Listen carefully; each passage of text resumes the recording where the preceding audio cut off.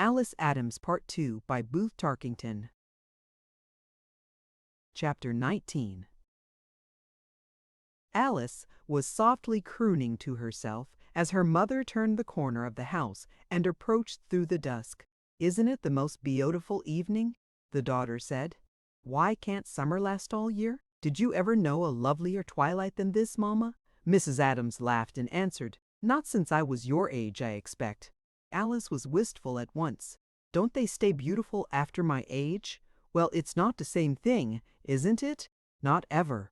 "You may have a different kind from mine," the mother said a little sadly. "I think you will, Alice. You deserve—" "No, I don't. I don't deserve anything, and I know it. But I'm getting a great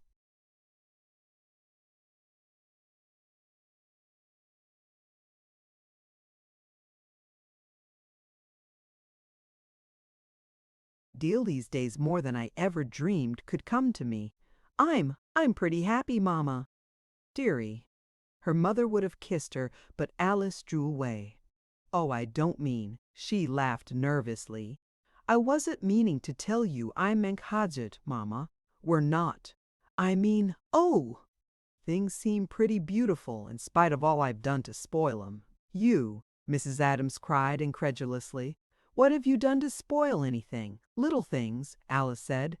"A thousand little silly—" "Oh, what's the use? He's so honestly what he is, just simple and good and intelligent. I feel a tricky mess beside him. I don't see why he likes me, and sometimes I'm afraid he wouldn't if he knew me."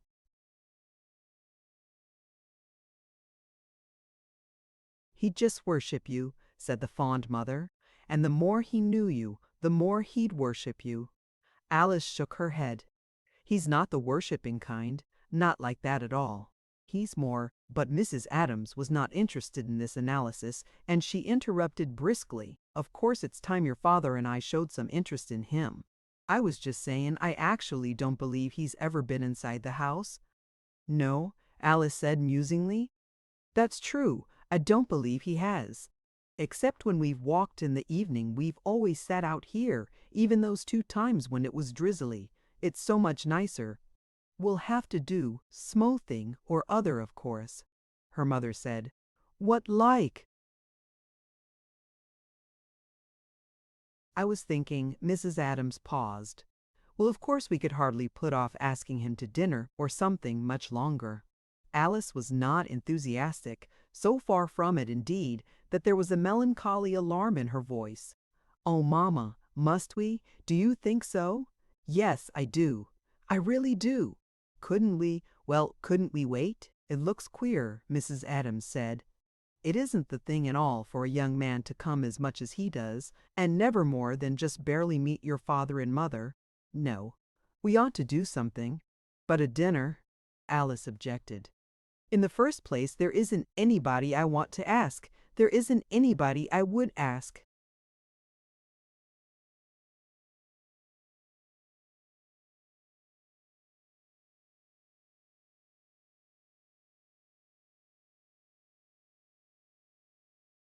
"I didn't mean trying to give a big dinner," her mother explained. "I just mean having him to dinner. That mulatto woman, Melena Burns, goes out by the day, and she could bring a waitress. We can get some flowers for the table and some to put in the living room. We might just as well go ahead and do it tomorrow as any other time, because your father's in a fine mood, and I saw Melena this afternoon and told her I might want her soon. She said she didn't have any engagements this week, and I can let her know tonight. Suppose when he comes, you ask him for tomorrow, Alice. Everything'll be very nice, I'm sure. Don't worry about it." "Well, but—" Alice was uncertain. "But don't you see? It looks so queer not to do something," her mother urged. "It looks so kind of poverty-stricken. We really oughtn't to wait any longer."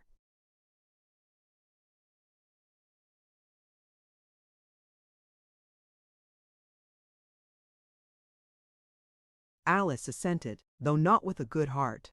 "Very well, I'll ask him if you think we've got to." "That matter's settled then," Mrs. Adams said. "I'll go telephone Melena, and then I'll tell your father about it." But when she went back to her husband, she found him in an excited state of mind, and Walter standing before him in the darkness. Adams was almost shouting, so great was his vehemence. "Hush, hush," his wife implored as she came near them. "They'll hear you out on the front porch." "I don't care who hears me," Adams said harshly, though he tempered his loudness. "Do you want to know what this boy's asking me for? I thought he'd maybe come to tell me he'd got a little sense in his head at last. And a little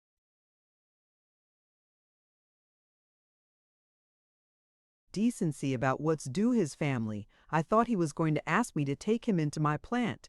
"No, ma'am, that's not what he wants." "No, it isn't," Walter said. In the darkness his face could not be seen. He stood motionless in what seemed an apathetic attitude, and he spoke quietly. "No," he repeated, "that isn't what I want." "You stay down at that place," Adams went on hotly, "instead of trying to be a little use to your family, and the only reason you're allowed to stay there is because Mr. Lamb's never happened to notice you are still there." "You just wait. You're off," Walter said in the same quiet way. "He knows I'm there. He spoke to me yesterday. He asked me how I was getting along with my work." "He did?" Adams said, seeming not to believe him.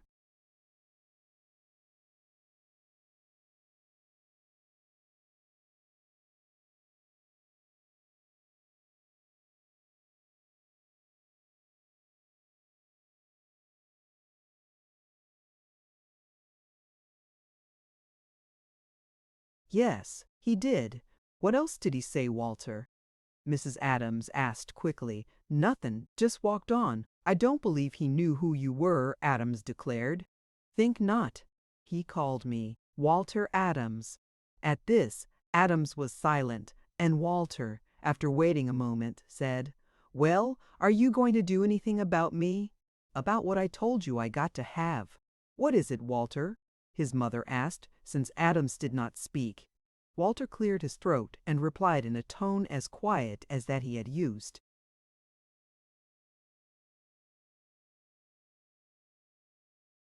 "Before, though, with a slight huskiness, I got to have $350. You better get him to give it to me if you can." Adams found his voice. "Yes," he said bitterly, "that's all he asks. He won't do anything I ask him to, and in return he asks me for $350. That's all. What in the world?" Mrs. Adams exclaimed. "What for, Walter?" "I got to have it," Walter said, but what for his quiet huskiness did not alter. "I got to have it." "But can't you tell us, I got to have it?"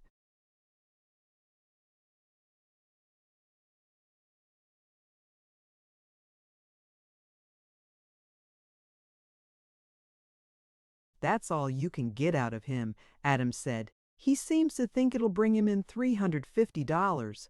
A faint tremulousness became evident in the husky voice. "Haven't you got it?" "No, I haven't got it," his father answered. "And I've got to go to a bank for more than my payroll next week. Do you think I'm a mint?" "I don't understand what you mean, Walter," Mrs. Adams interposed, perplexed and distressed. "If your father had the money, of course he'd need every cent of it, especially just now. And anyhow, you could scarcely expect him to give it to you, unless you told us what you want with it. But he hasn't got it."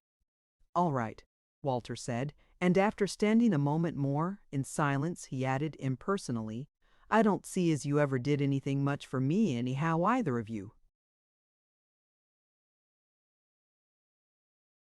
Then, as if this were his valedictory, he turned his back upon them, walked away quickly, and was at once lost to their sight in the darkness.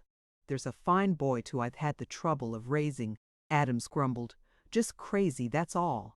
"What in the world do you suppose he wants all that money for?" his wife said wonderingly. "I can't imagine what he could do with it. I wonder," she paused. "I wonder if he what?" Adams prompted her irritably. "If he could have bad associates." "God knows," said Adams. "I don't. It just looks to me like he had something in him I don't understand. You can't keep your eye on a boy all the time in a city this size. Not a boy Walter's age. You got a girl pretty much in the house, but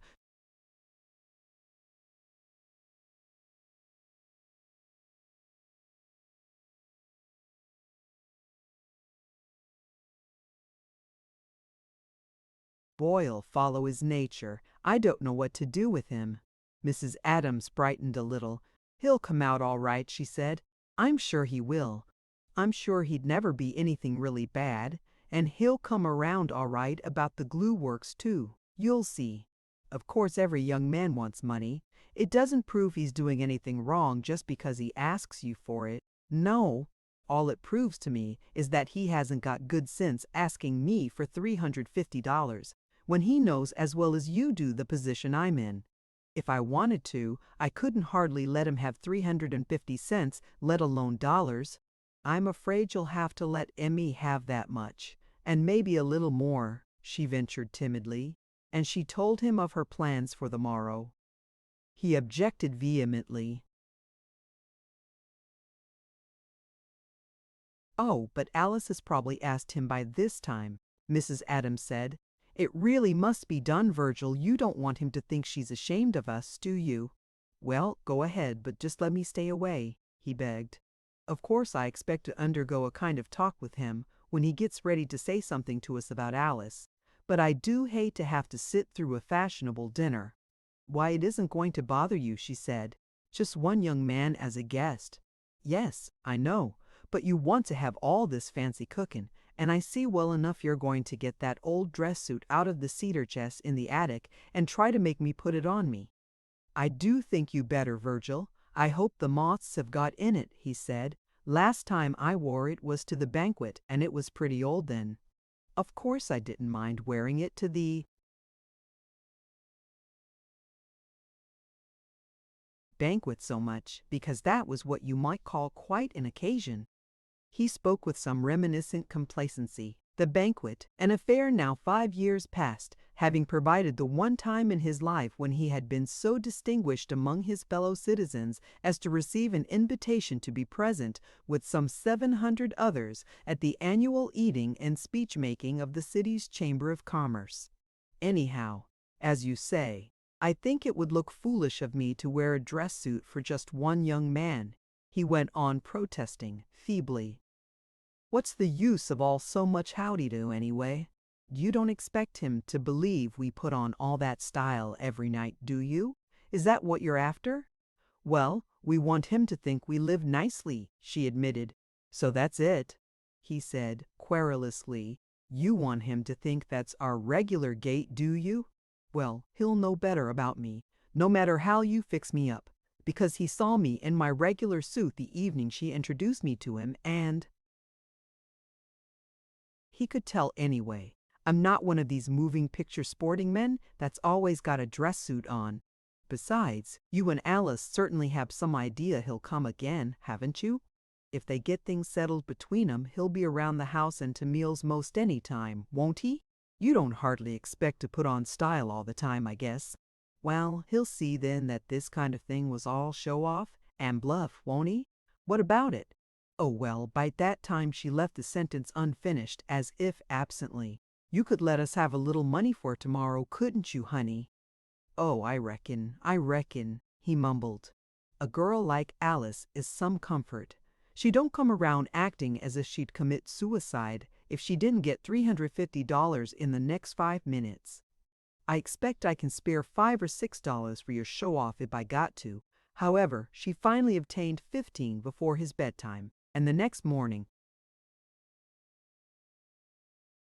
went to market after breakfast, leaving Alice to make the beds. Walter had not yet come downstairs. "You had better call him," Mrs. Adams said as she departed with a big basket on her arm. "I expect he's pretty sleepy. He was out so late last night I didn't hear him come in, though I kept awake till after midnight listening for him. Tell him he'll be late to work if he doesn't hurry, and see that he drinks his coffee, even if he hasn't time for anything else. And when Milena comes, get her started in the kitchen, show her where everything is." She waved her hand as she set out for a corner where the cars stopped. "Everything'll be lovely. Don't forget about Walter." Nevertheless, Alice forgot about Walter for a few minutes. She closed the door, went into the living room absently, and stared vaguely at one of the old brown plush rocking chairs there. Upon her forehead were the little shadows of an apprehensive reverie, and her thoughts overlapped one another in a fretful jumble.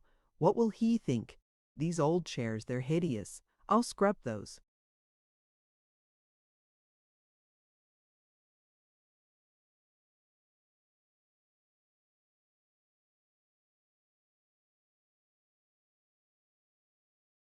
Soot streaks on the columns. It won't do any good, though. That long crack in the column, nothing can help it. What will he think of Papa? I hope Mama won't talk too much. When he thinks of Mildred's house, or of Henrietta's, or any of 'em, beside this, she said she'd buy plenty of roses. That ought to help some. Nothing could be done about these horrible chairs. Can't take 'em up in the attic. A room's gotta have chairs. Might have rented some. No, if he ever comes again, he'd see they weren't here. If he ever comes again, oh, it won't be that bad. But it won't be what he expects. I'm responsible for what he expects. He expects just what the airs I've put on have made him expect. What did I want to pose so to him for, as if Papa were a wealthy man and all that? What will he think? The photograph of the Colosseum's a rather good thing, though. It helps some, as if we'd bought it in Rome, perhaps. I hope he'll think so. He believes I've been abroad, of course.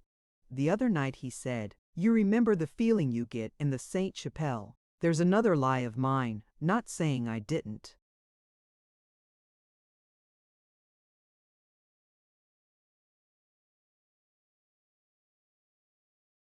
Remember, because I'd never been there. What makes me do it?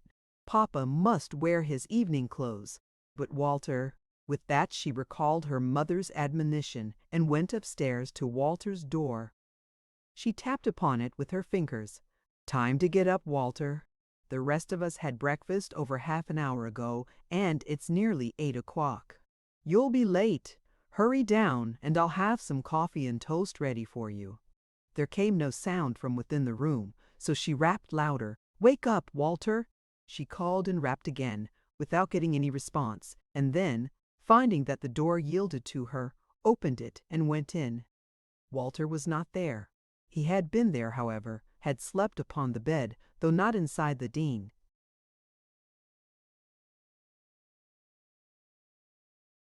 Covers, and Alice supposed he must have come home so late that he had been too sleepy to take off his clothes. Near the foot of the bed was a shallow closet where he kept his other suit and his evening clothes, and the door stood open, showing a bare wall. Nothing whatever was in the closet, and Alice was rather surprised at this for a moment. "That's queer," she murmured.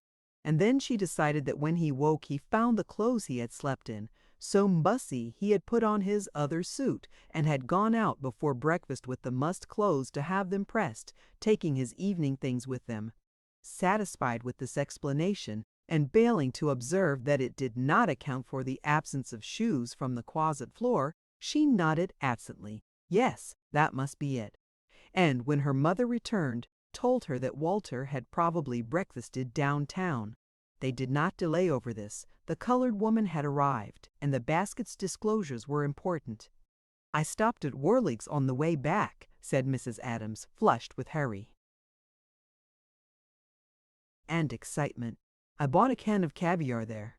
I thought we'd have little sandwiches brought into the living room before dinner, the way you said they did when you went to that dinner at the Bud. I think that was to go with cocktails, Mama. And of course we haven't—" "No," Mrs. Adams said. "Still, I think it would be nice. We can make them look very dainty on a tray, and the waitress can bring them in. I thought we'd have the soup already on the table, and we can walk right out as soon as we have the sandwiches, so it won't get cold. Then, after the soup, Malena says she can make sweetbread pates with mushrooms, and for the meat course we'll have larded filet. Malena's really a fancy cook, you know, and she says she can do anything like that to perfection. We'll have peas with the filet, and potato balls and Brussels sprouts. Brussels sprouts are fashionable now, they told me at market. Then will come the chicken salad, and after that the ice cream she's going to." Make an angel food cake to go with it, and then coffee and crackers and a new kind of cheese I got at Warlig's, he says, is very fine. Alice was alarmed. Don't you think perhaps it's too much, Mama? It's better to have too much than too little, her mother said cheerfully. We don't want him to think we're the kind that skimp. Lord knows we have to enough, though, most of the time. Get the flowers and water, child. I bought 'em at market because they're so much cheaper there, but they'll keep fresh and nice. You fix 'em any way you want. Hurry, it's got to be a busy day. She had bought 3 dozen little roses. Alice took them and began to arrange them in vases, keeping the stems separated as far as possible so that the clumps would look larger. She put half a dozen in each of 3 vases in the living room, placing 1 vase on the table in the center of the room and 1 at each end of the mantelpiece. Then she took the rest of the roses to the dining room.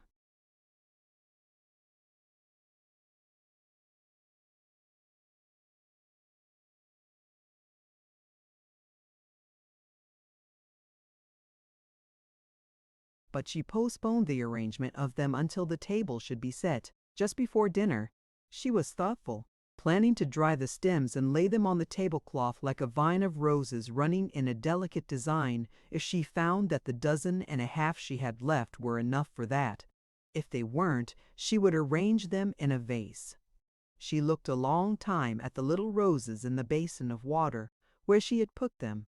Then she sighed and went away to heavier tasks, while her mother worked in the kitchen with Melina.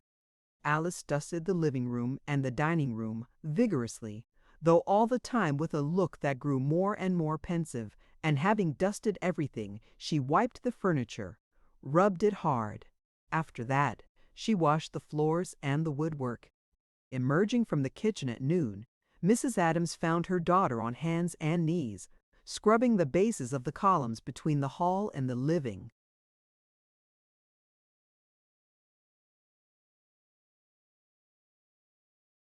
room. Now, dearie, she said, you mustn't tire yourself out, and you'd better come and eat something. Your father said he'd get a bite downtown today. He was going down to the bank, and Walter eats downtown all the time lately, so I thought we wouldn't bother to set the table for lunch. Come on and we'll have something in the kitchen. No, Alice said dully as she went on with the work. I don't want anything.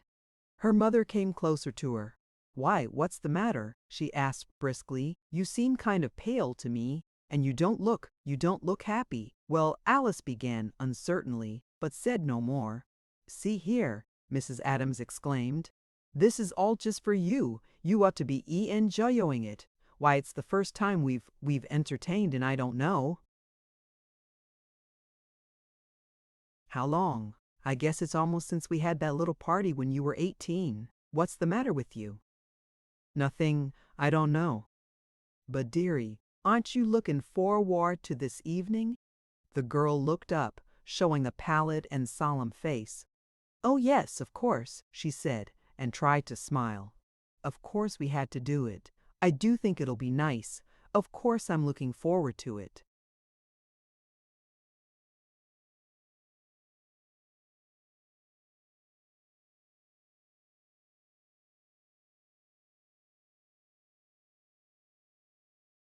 Chapter 20. She was indeed looking forward to that evening, but in a cloud of apprehension, and, although she could never have guessed it, this was the simultaneous condition of another person, none other than the guest for whose pleasure so much cooking and scrubbing seemed to be necessary. Moreover, Mr. Arthur Russell's premonitions were no product of mere coincidence, neither had any magical sympathy produced them. His state of mind was rather the result of rougher undercurrents which had all the time been running beneath the surface of a romantic friendship. Never shrewder than when she analyzed the gentleman, Alice did not libel him when she said he was one of those quiet men who are a bit flirtatious, by which she meant that he was a bit susceptible. The same thing, and he had proved himself susceptible to Alice upon his first sight of her. There, he said to himself, who's that? And in the crowd of girls at his cousin's dance, all strangers to him, she was the one he wanted to know.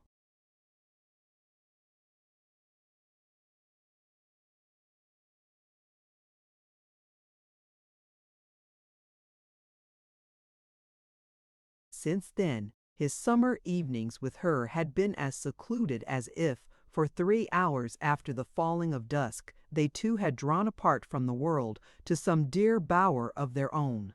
The little veranda was that glamorous nook, with a faint golden light falling through the glass of the closed door upon Alice, and darkness elsewhere, except for the one round globe of the street lamp at the corner.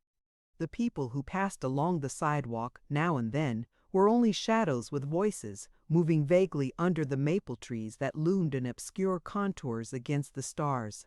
So, as the two sat together, the back of the world was the wall and closed door behind them, and Russell, when he was away from Alice, always thought of her as sitting there before the closed door. A glamour was about her thus, and a spell upon him. But he had a formless anxiety, never put into words. All the pictures of her in his mind stopped at the closed door. He had another anxiety, and for the greater part, this was of her own creating.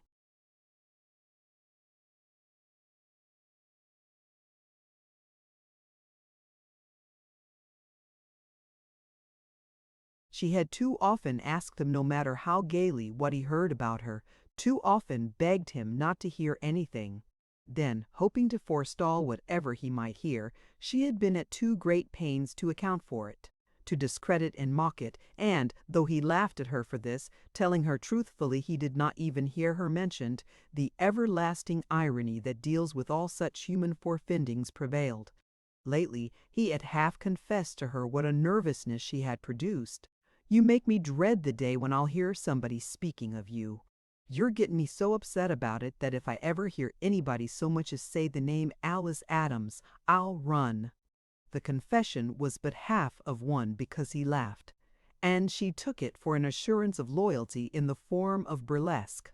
She misunderstood. He laughed, but his nervousness was genuine. After any stroke of events, whether a happy one or a catastrophe, we see that.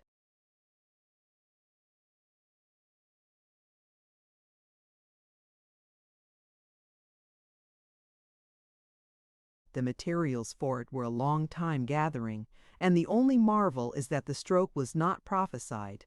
What bore the air of fatal coincidence may remain fatal indeed, to this later view. But, with the haphazard aspect dispelled, there is left for scrutiny the same ancient hint from the infinite, to the effect that since events have never yet failed to be law-abiding, perhaps it were well for us to deduce that they will continue to be so until further notice, on the day that was to open the closed door. In the background of his pictures of Alice, Russell lunched with his relatives.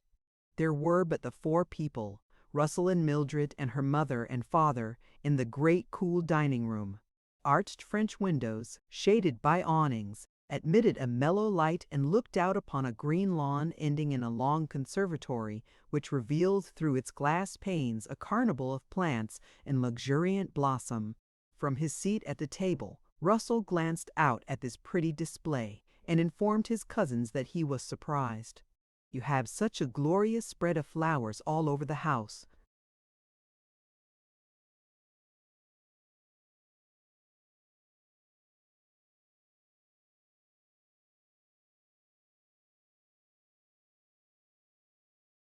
He said, "I didn't suppose you'd have any left out yonder. In fact, I didn't know there were so many splendid flowers in the world." Mrs. Palmer, large, calm, fair, like her daughter, responded with a mild reproach. "That's because you haven't been cousinly enough to get used to them, Arthur. You've almost taught us to forget what you look like." In defense, Russell waved a hand toward her husband.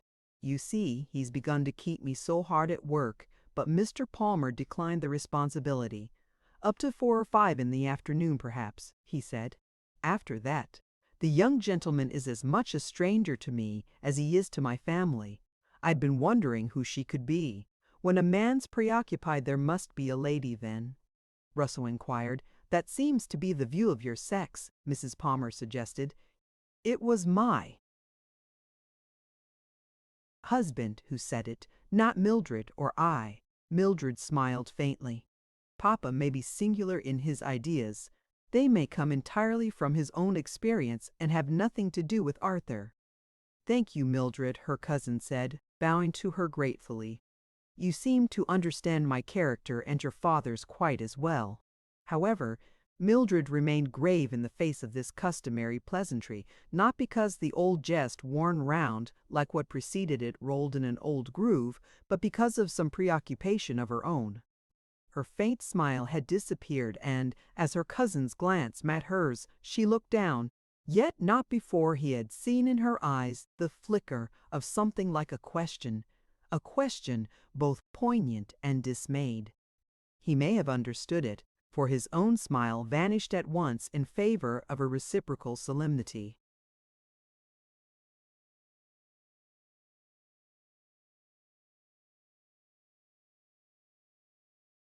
"You see, Arthur," Mrs. Palmer said, "Mildred is always a good cousin. She and I stand by you, even if you do stay away from us for weeks and weeks." Then, observing that he appeared to be so occupied with a bunch of ice grapes upon his plate that he had not heard her, she began to talk to her husband, asking him what was going on downtown. Arthur continued to eat his grapes, but he ventured to look again at Mildred after a few moments. She, also, appeared to be occupied with a bunch of grapes, though she ate none and only pulled them from their stems. She sat straight, her features as composed and pure as those of a new marble saint in a cathedral niche, yet her downcast eyes seemed to conceal many thoughts, and her cousin, against his will, was more aware of what these thoughts might be than of the leisurely conversation between her father and mother. All at once, however, he heard something that startled him, and he listened, and here was the effect of all Alice's forefendings. He listened from the first with a sinking heart.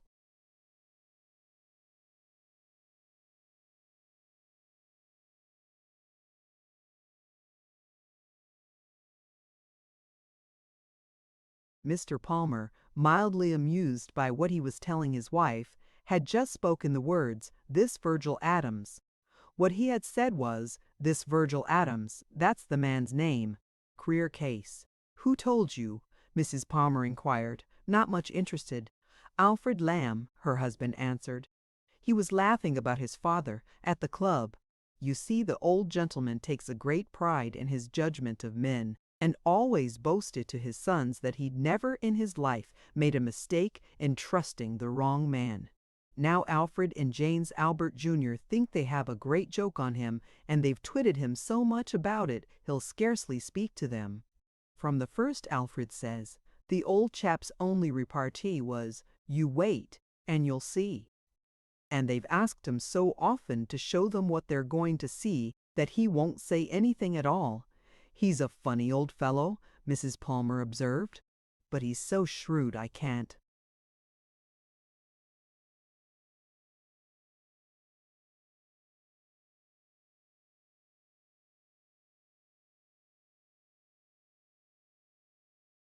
Imagine his being deceived for such a long time. 20 years, you said? Yes, longer than that, I understand. It appears when this man, this Adams, was a young clerk, the old gentleman trusted him with one of his business secrets, a glue process that Mr. Lamb had spent some money to get hold of. The old chap thought this Adams was going to have quite a future with the Lamb concern, and of course never dreamed he was dishonest. Alfred says this. Adams hasn't been of any real use for years, and they should have let him go as dead wood. But the old gentleman wouldn't hear of it and insisted on his being kept on the payroll, so they just decided to look on it as a sort of pension. Well, one morning last March, the man had an attack of some sort down there, and Mr. Lamb got his own car out and went home with him, himself, and worried about him and went to see him no end, all the time he was ill. He would, Mrs. Palmer said approvingly. He's a kind-hearted creature, that.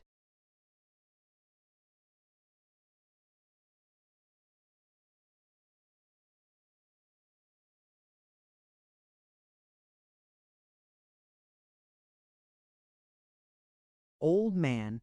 Her husband laughed. Alfred says he thinks his kind-heartedness is about cured. It seems that as soon as the man got well again, he deliberately walked off with the old gentleman's glue secret, just calmly stole it. Alfred says he believes that if he had a stroke in the office now, himself, His father wouldn't lift a finger to help him. Mrs. Palmer repeated the name to herself thoughtfully. Adams, Virgil Adams. You said his name was Virgil Adams? Yes. She looked at her daughter. Why, you know who that is, Mildred, she said casually. It's that Alice Adams's father, isn't it? Wasn't his name Virgil Adams? I think it is, Mildred said. Mrs. Palmer turned toward her husband. You've seen this Alice Adams here. Mr. Lamb's pet swindler must be her father. Mr. Palmer passed a smooth hand over his neat gray hair, which was not disturbed by this effort to stimulate recollection. Oh yes, he said. Of course, certainly. Quite a good-looking girl, one of Mildred's friends. How queer! Mildred looked up as if in a little alarm, but did not speak. Her mother set matters straight. Fathers are amusing, she said smilingly to Russell, who was looking at her, though how fixedly she did not notice, for she turned from him at once to enlighten her husband. Every girl who meets Mildred and tries to push the acquaintance by coming here until the poor child has to hide isn't a friend of hers, my dear. Mildred's eyes were downcast again, and a faint color rose in her cheeks. Oh, I.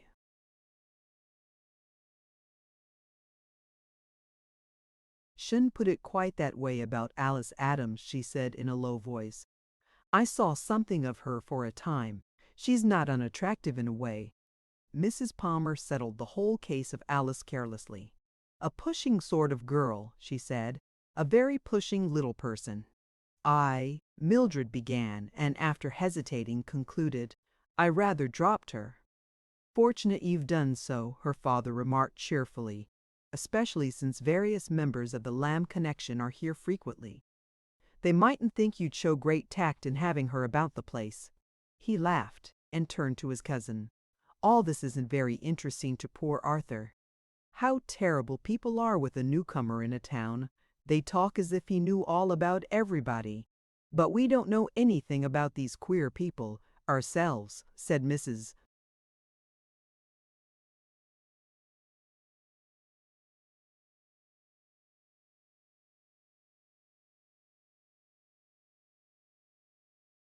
Palmer. We know something about the girl. Of course she used to be a bit too conspicuous in fact. However, as you say, we might find a subject more interesting for Arthur. She smiled whimsically upon the young man. Tell the truth, she said. Don't you fairly detest going into business with that tyrant yonder? What? Yes, I beg your pardon, he stammered. You were right, Mrs. Palmer said to her husband. You've bored him so, talking about thievish clerks, he can't even answer an honest question. But Russell was beginning to recover his outward composure. Try me again, he said. I'm afraid I was thinking of something else. This was the best he found to say. There was a part of him that wanted to protest and deny, but he had not heat enough in the chill that had come upon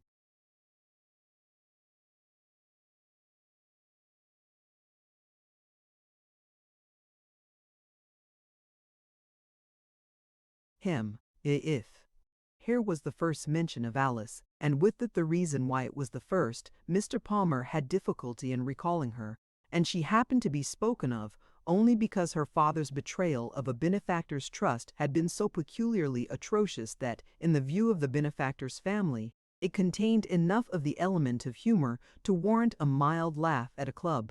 There was the deadliness of the story, its lack of malice, even of resentment. Deadlier still were Mrs. Palmer's phrases, a pushing sort of girl, a very pushing little person, and used to be a bit too conspicuous in fact. But she spoke placidly and by chance, being as obviously without unkindly motive as Mr. Palmer was when he related the cause of Alfred Lamb's amusement. Her opinion of the obscure young lady, momentarily her topic, had been expressed, moreover, to her husband and at her own table. She sat there, large, kind, serene. A protest might astonish, but could not change her. And Russell, crumpling in his strained fingers the lace-edged little web of a napkin on his knee, found hard enough to grow red, but not enough to challenge her. She noticed his color and attributed it to the embarrassment of a scrupulously gallant gentleman caught in a lapse of attention to a lady. "Don't be disturbed," she said benevolently. "People aren't expected to listen all the time to their relatives. A high color's very becoming to you, Arthur, but it really isn't necessary between cousins. You can always be informal enough with us to listen only when you care to." His complexion continued to be ruddier than usual, however, throughout the meal, and was still somewhat tinted when Mrs. Palmer rose. "The man's bringing you cigarettes here," she said, nodding to the two gentlemen. "We'll give you a chance to do the sordid kind of talking we know you really like. After a while, Mildred will show you what's in bloom in the hothouse if you wish, Arthur." Mildred followed her, and when they were alone in another of the spacious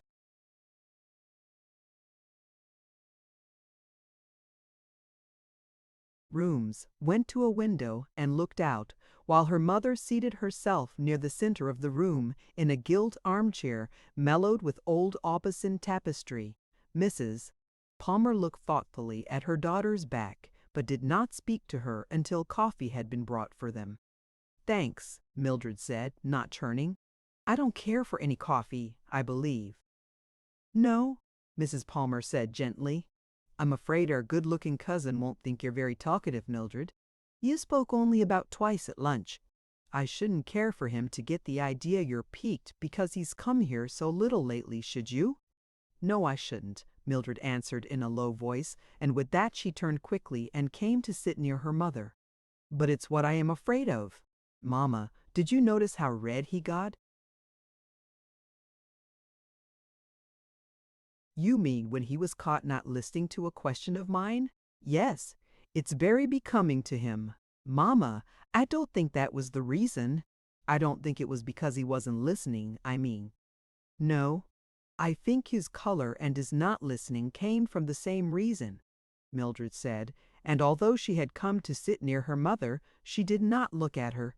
"I think it happened because you and Papa—" She stopped. "Yes?" Mrs. Palmer said good-naturedly to prompt her. "Your father and I did something embarrassing?" "Mamma, it was because of those things that came out about Alice Adams."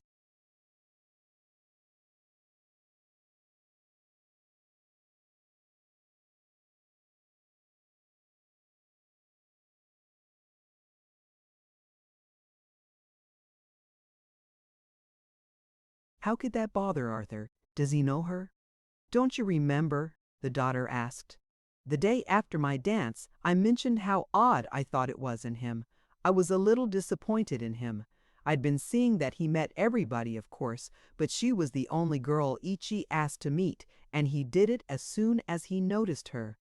I hadn't meant to have him meet her. In fact, I was rather sorry I'd felt I had to ask her, because oh well, she's the sort that tries for the new man, if she has half a chance, and sometimes they seem quite fascinated for a time, that is. I thought Arthur was above all that, or at the very least, I gave him credit for being too sophisticated." "I see," Mrs. Palmer said thoughtfully. "I remember now that you spoke of it. You said it seemed a little peculiar, but of course it really wasn't. A new man has nothing to go by except his own first impressions. You can't blame poor Arthur. She's quite a piquant-looking little person. You think he's seen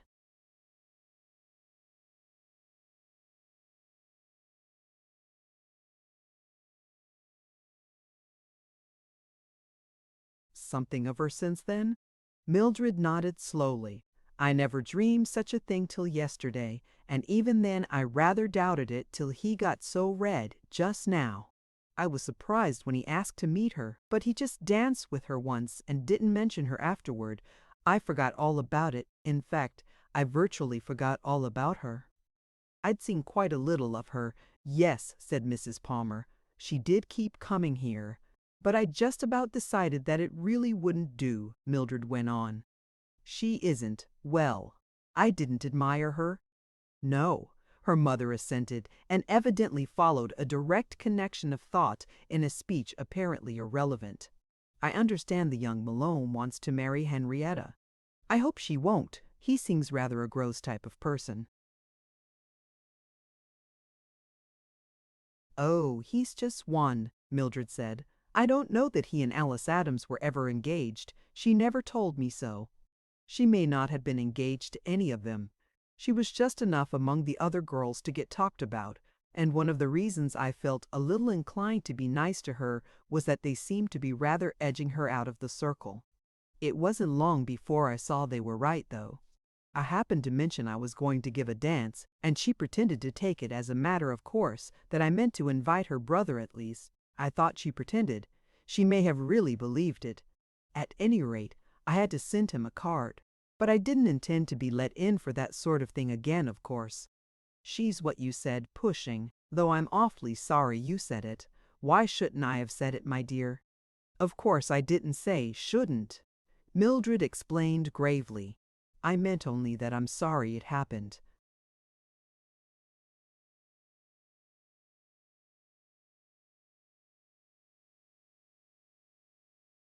Yes, but why? Mama. Mildred turned to her, leaning forward and speaking in a lowered voice. Mama, at first the change was so little it seemed as if Arthur hardly knew it himself. He'd been lovely to me always, and he was still lovely to me. But oh well, you've understood after my dance. It was more as if it was just his nature and his training to be lovely to me, as he would be to everyone, a kind of politeness. He'd never said he cared for me, but after that I could see he didn't.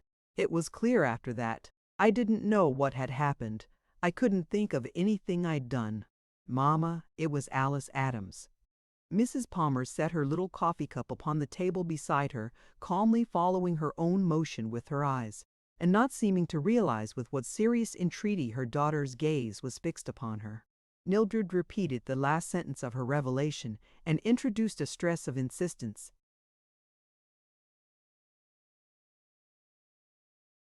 Mama, it was Alice Adams. But Mrs. Palmer declined to be greatly impressed, so far as her appearance went at least, and to emphasize her refusal, she smiled indulgently.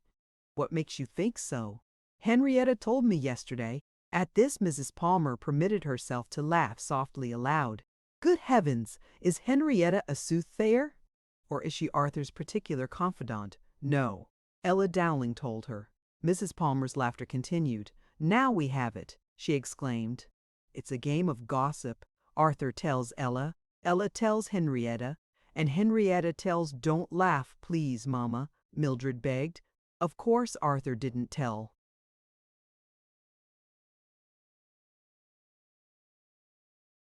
anybody. It's roundabout enough, but it's true. I know it. I hadn't quite believed it, but I knew it was true when he got so red. He looked, oh, for a second or so, he looked stricken. He thought I didn't notice it. Mama, he's been to see her almost every evening lately. They take long walks together. That's why he hasn't been here. Of Mrs. Palmer's laughter there was left only her indulgent smile, which she had not allowed to vanish. Well, what of it? She said. Mama. Yes, said Mrs. Palmer, what of it? But don't you see? Mildred's well-tutored voice, though modulated and repressed even in her present emotion, nevertheless had a tendency to quaver. It's true. Frank Dowling was going to see her one evening, and he saw Arthur sitting on the stoop with her, and didn't go in. And Ella used to go to school with the girl who lives across the street from here. She told Ella, oh, I understand, Mrs. Palmer interrupted. Suppose he does go there. My dear, I said, what of it? I don't see what you mean, Mama. I'm so afraid he might think we knew about it and that you and Papa said those things about her and her father on that account, as if we abused them because he goes there instead of coming here. Nonsense. Mrs. Palmer rose, went to a window, and, turning there, stood with her back to it, facing her daughter and looking at her tearfully. Nonsense, my dear. It was perfectly clear that she was mentioned by accident, and so was her father. What an extraordinary man. If Arthur makes friends with people like that, he certainly knows better than to expect to hear favorable opinions of them. Besides, it's only a little passing thing with him.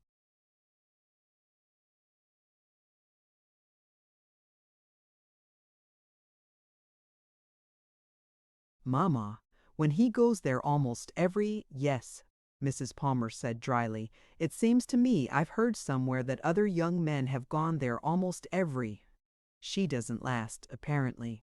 Arthur's gallant, and he's impressionable, but he's fastidious, and fastidiousness is always the check on impressionableness. A girl belongs to her family, too, and this one does especially, it strikes me.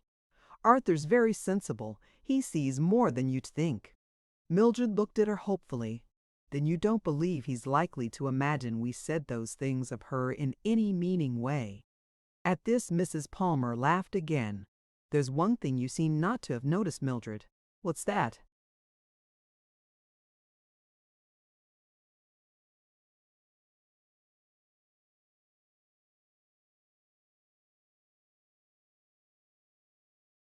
It seems to have escaped your attention that he never said a word. Mightn't that mean— Mildred began, but she stopped. No, it mightn't, her mother replied, comprehending easily. On the contrary, it might mean that instead of his feeling it too deeply to speak, he was getting a little illumination. Mildred rose and came to her. Why do you suppose he never told us he went there? Do you think he's pleased with her and yet ashamed of it? Why do you suppose he's never spoken of it? Ah, that, Mrs. Palmer said, that might possibly be her own doing. If it is, she's well paid by what your father and I said, because we wouldn't have said it if we'd known that Arthur— She checked herself quickly. Looking over her daughter's shoulder, she saw the two gentlemen coming from the corridor.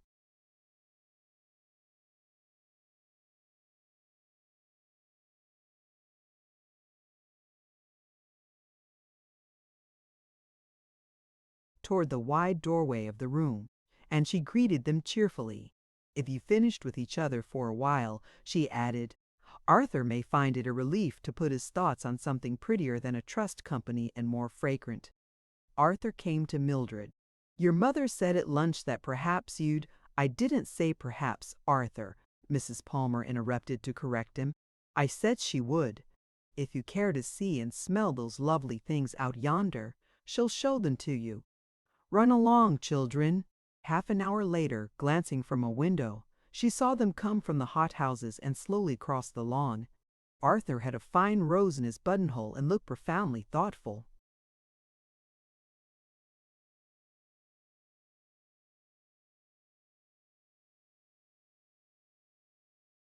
Chapter 21. That morning and noon had been warm, though the stirrings of a feeble breeze made weather not flagrantly intemperate. But at about 3 o'clock in the afternoon, there came out of the southwest a heat like an affliction sent upon an accursed people, and the air was soon dead of it.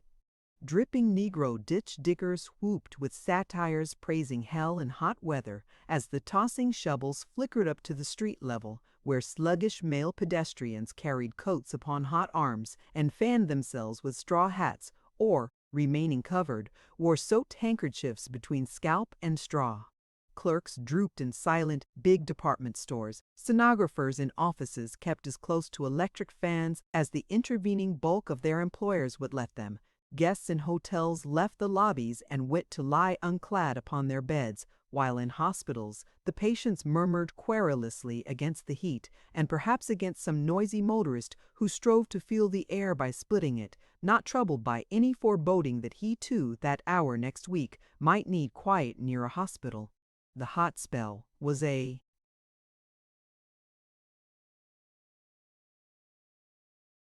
true spell, one upon men's spirits, for it was so hot that, in suburban outskirts, golfers crept slowly back over the low undulations of their club lands, abandoning their matches and returning to shelter.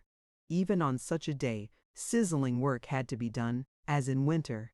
There were glowing furnaces to be stoked, liquid metals to be poured, but such tasks found seasoned men standing to them, and in all the city probably no brave soul challenged the heat more gamely than Mrs. Adams did, when in a corner of her small and fiery kitchen, where all day long her hired African immune cooked fiercely, she pressed her husband's evening clothes with a hot iron. No doubt she risked her life, but she risked it cheerfully in so good and necessary a service for him. She would have given her life for him at any time, and both his and her own for her children. Unconscious of her own heroism, she was surprised to find herself rather faint.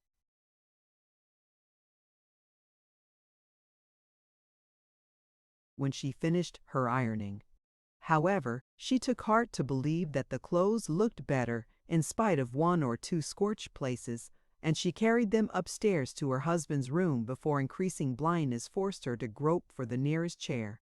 Then, trying to rise and walk without having sufficiently recovered, she had to sit down again, but after a little while she was able to get upon her feet and, keeping her hand against the wall, moved successfully to the door of her own room. Here she wavered, might have gone down had she not been stimulated by the thought of how much depended upon her.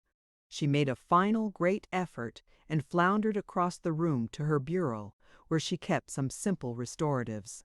They served her need, or her faith in them did, and she returned to her work. She went down the stairs, keeping a still tremulous hand upon the rail, but she smiled brightly when Alice looked up from below, where the woodwork was again being tormented with superfluous attentions.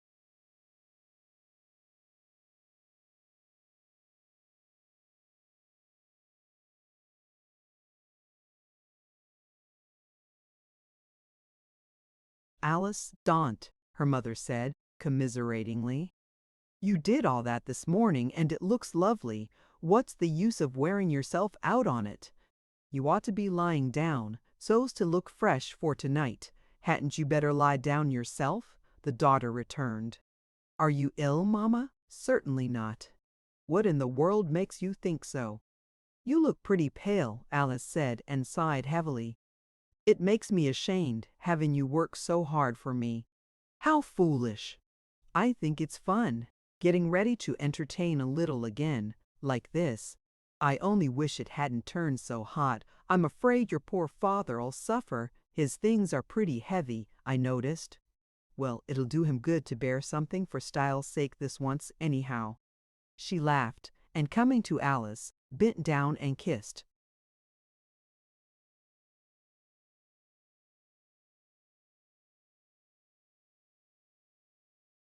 her. Dearie, she said tenderly, wouldn't you please slip upstairs now and take just a little teeny nap to please your mother? But Alice responded only by moving her head slowly in token of refusal. Do, Mrs. Adams urged. You don't want to look worn out, do you? I'll look all right, Alice said huskily. Do you like the way I've arranged the furniture now? I've tried all the different ways it'll go. It's lovely, her mother said admiringly. I thought the last way you had it was pretty too, but you know best. I never knew anybody with so much taste. If you'd only just quit now and take a little rest. There'd hardly be time, even if I wanted to. It's after 5, but I couldn't. Really, I couldn't. How do you think we can manage about Walter to see that he wears his evening things, I mean?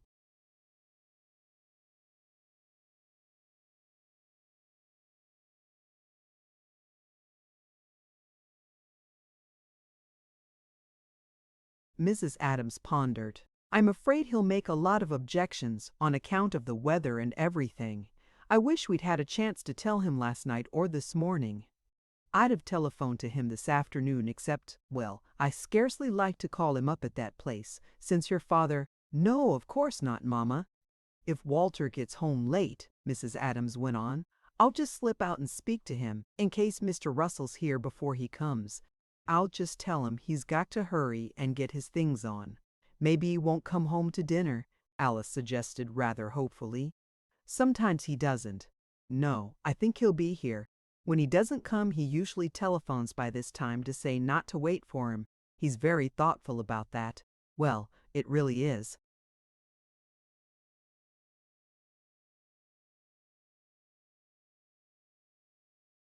Getting late.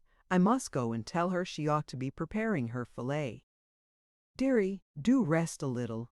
You'd much better do that yourself, Alice called after her, but Mrs. Adams shook her head cheerily, not pausing on her way to the fiery kitchen.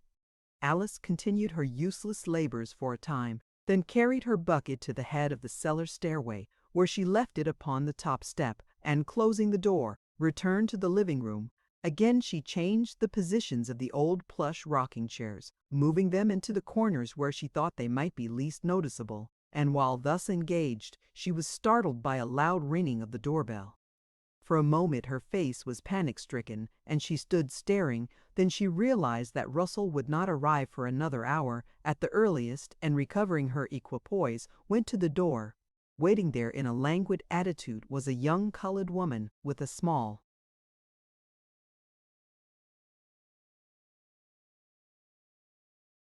bundle under her arm and something malleable in her mouth. "Listen," she said. "You folks expectin' a colored lady?" "No," said Alice, "especially not at the front door." "Listen," the colored woman said again. "Listen. Say, listen. Ain't they another colored lady already here by the day? Listen. Ain't Miss Melina Burns here by the day this evenin'? Say, listen. This the number house she give Emmy." "Are you the waitress?" Alice asked dismally. "Yes, I'm. If Melina here." "Melina is here," Alice said, and hesitated, but she decided not to send the waitress to the back door. It might be a risk. She let her in. "What's your name?" "Me? I'm named Gertrude. Miss Gertrude Calamus." "Did you bring a cap and apron?" Gertrude took the little bundle from under her arm. "Yes, I'm all fix." "I've already set the table," Alice said. "I'll show you what we want done." She led the way to the dining room and, after offering some instruction there, received by Gertrude with languor and a slowly moving jaw, she took her into the kitchen where the cap and apron were put on. The effect was not fortunate. Gertrude's eyes were noticeably bloodshot, an affliction made more apparent by the white cap, and Alice drew her mother apart, whispering anxiously, "Do you suppose it's too late to get someone else?" "I'm afraid it is," Mrs. Adams said. "Melina says it was hard enough to get her. You have to pay them so much that they only work when they feel like it."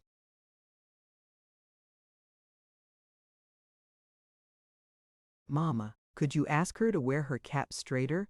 Every time she moves her head she gets it on one side, and her skirt's too long behind and too short in front, and oh, I've never seen such feet."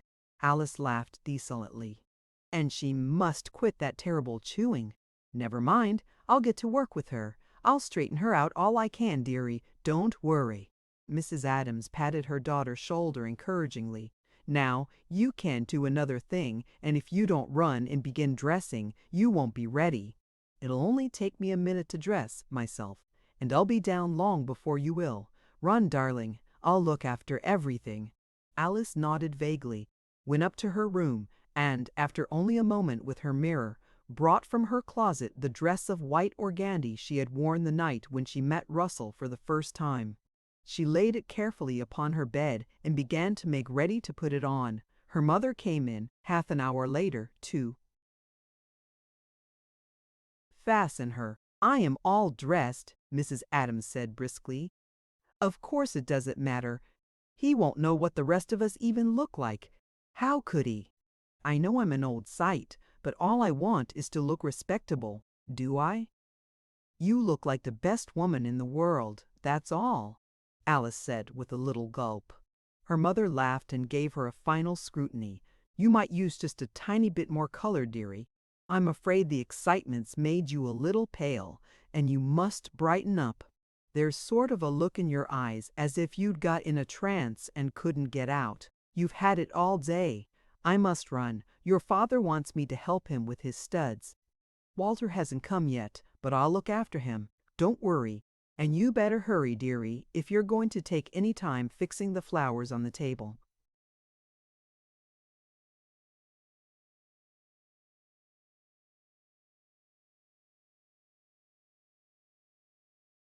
She departed, while Alice sat at the mirror again to follow her advice concerning a tiny bit more color. Before she had finished, her father knocked at the door, and, when she responded, came in. He was dressed in the clothes his wife had pressed, but he had lost substantially in weight since they were made for him. No one would have thought that they had been pressed. They hung from him voluminously, seeming to be the clothes of a larger man. "Your mother's gone downstairs," he said in a voice of distress. "One of the buttonholes in my shirt is too large, and I can't keep the dang thing fastened. I don't know what to do about it. I only got one other white shirt, and it's kind of ruined. I tried it before I did this one. Do you suppose you could do anything?" "I'll see," she said.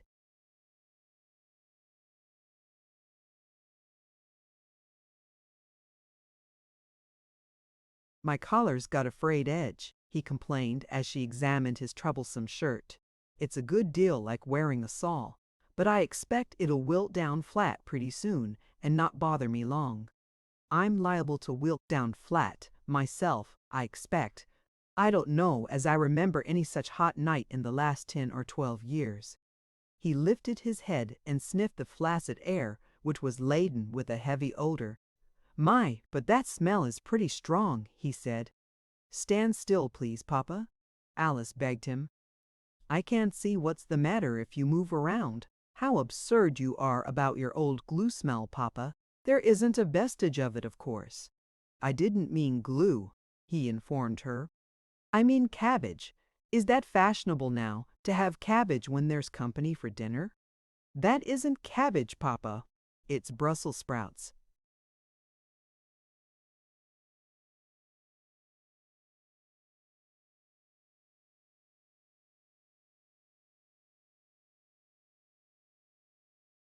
"Oh, is it?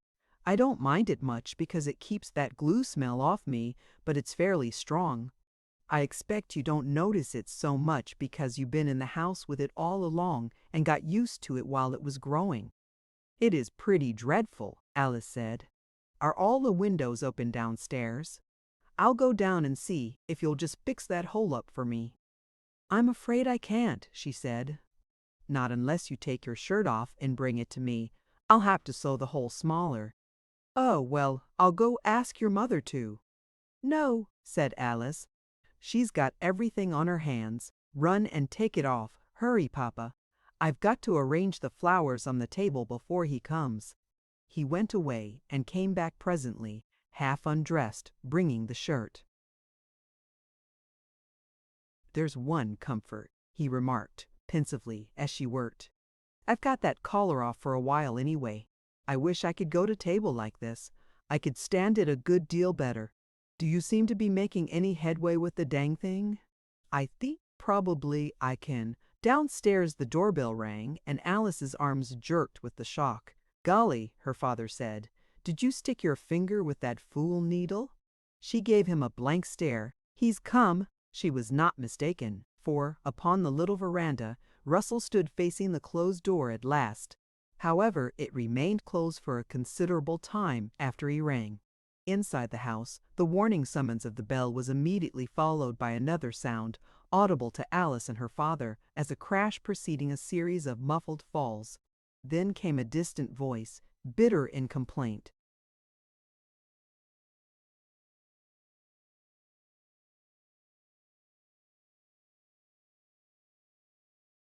"Oh, Lord," said Adams. "What's that?"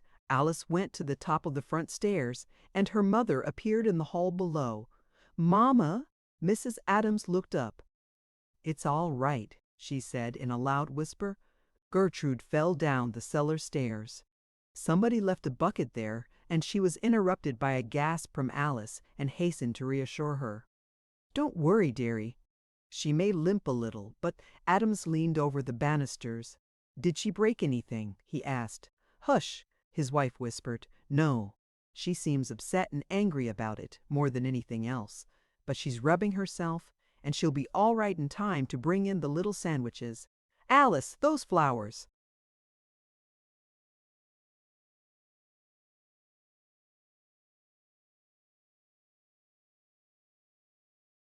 "I know, Mama, but hurry," Mrs. Adams warned her. "Both of you hurry. I must let him in." She turned to the door, smiling cordially, even before she opened it.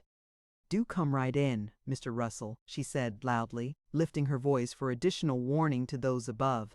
"I'm so glad to receive you informally this way in our own little home. There's a hack rack here under the stairway," she continued as Russell, murmuring some response, came into the hall. I'm afraid you'll think it's almost too informal, my coming to the door, but unfortunately our housemates just had a little accident. Oh, nothing to mention. I just thought we better not keep you waiting any longer. Will you step into our living room, please? She led the way between the two small columns and seated herself in one of the plush rocking chairs, selecting it because Alice had once pointed out that the chairs themselves were less noticeable when they had people sitting in them.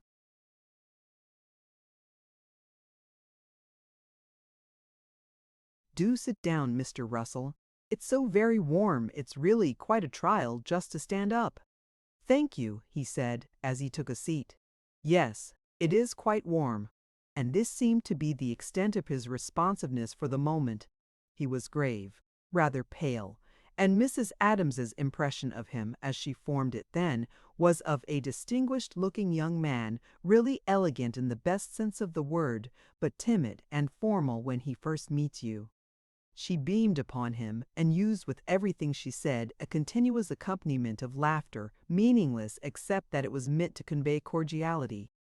Of course we do have a great deal of warm weather, she informed him. I'm glad it's so much cooler in the house than it is outdoors. Yes, he said, it is pleasanter indoors. And, stopping with this single untruth, he permitted himself the briefest glance about the room. Then his eyes returned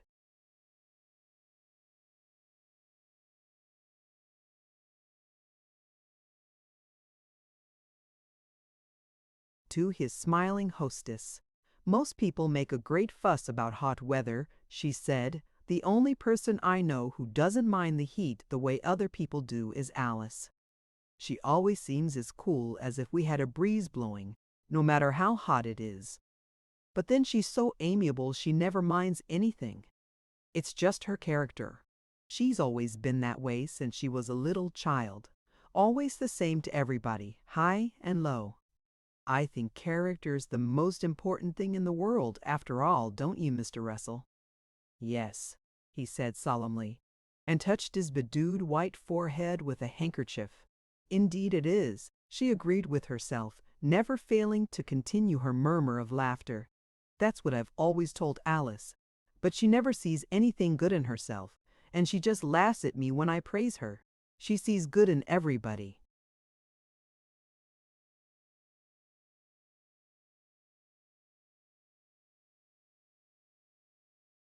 Elsie in the world, no matter how unworthy they are or how they behave toward her. But she always underestimates herself. From the time she was a little child, she was always that way. When some other little girl would behave selfishly or meanly toward her, do you think she'd come and tell me? Never a word to anybody. The little thing was too proud. She was the same way about school. The teachers had to tell me when she took a prize. She'd bring it home and keep it in her room without a word about it to her father and mother. Now, Walter was just the other way. Walter would, but here Mrs. Adams checked herself, though she increased the volume of her laughter. How silly of me, she exclaimed. I expect you know how mothers are though, Mr. Russell. Give us a chance and we'll talk about our children forever. Alice would feel terribly if she knew how I'd been going on about her to you. In this Mrs. Adams was right, though she did not herself suspect it, and upon an almost inaudible word or two from him, she went on with her topic of.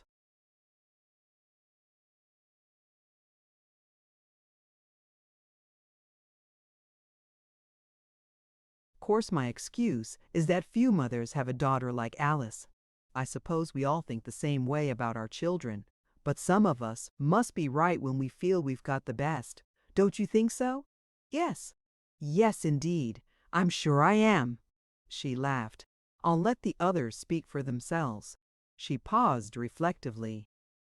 No, I think a mother knows when she's got a treasure in her family.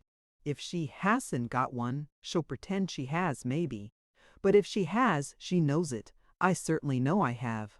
She's always been what people call the joy of the household, always cheerful, no matter what went wrong, and always ready to smooth things over with some bright, witty saying. You must be sure not to tell we've had this little chat about her. She'd just be furious with me. But she is such a dear child. You won't tell her, will you?" "No," he said, and again applied the handkerchief to his forehead for an instant. "No, he paused and finished lamely. "I'll not tell her." Thus reassured, Mrs. Adams set before him some details of her daughter's popularity at 16, dwelling upon Alice's impartiality among her young suitors. She never could bear to hurt their feelings and always treated all of them just alike. About half a dozen of them were just bound to marry her. Naturally, her father and I considered any such idea ridiculous. She was too young, of course. Thus the mother went on with her biographical sketches, while the pale young man sat facing her under the hard overhead light of a white globe set to the ceiling and listened without interrupting. She was glad to have the chance to tell him a few things about Alice he might not have guessed for himself, and, indeed, she had planned to find such an opportunity if she could. But this was getting to be altogether too much of once, she felt. As time passed, she was like an actor who,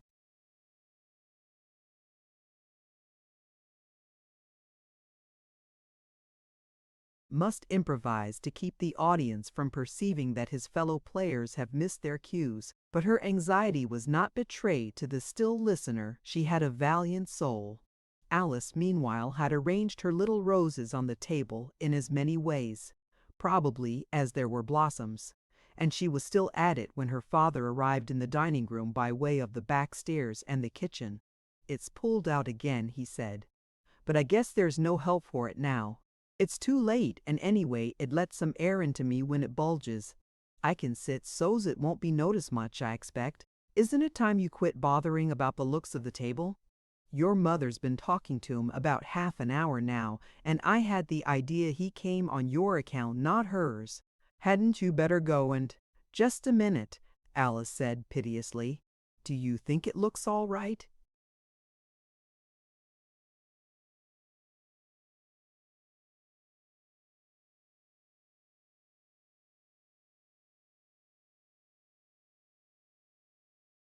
"The flowers? Fine. Hadn't you better leave 'em the way they are, though?" "Just a minute," she begged again. "Just 1 minute, Papa." And she exchanged a rose in front of Russell's plate for one that seemed to her a little larger. "You better come on," Adam said, moving to the door. "Just 1 more second, Papa." She shook her head, lamenting. "Oh, I wish we'd rented some silver. Why?" "Because so much of the plating has rubbed off a lot of it." "Just a second, Papa." And as she spoke she hastily went round the table, gathering the knives and forks and spoons that she thought had their plating best preserved, and exchanging them for more damaged pieces at Russell's place. "There," she sighed finally.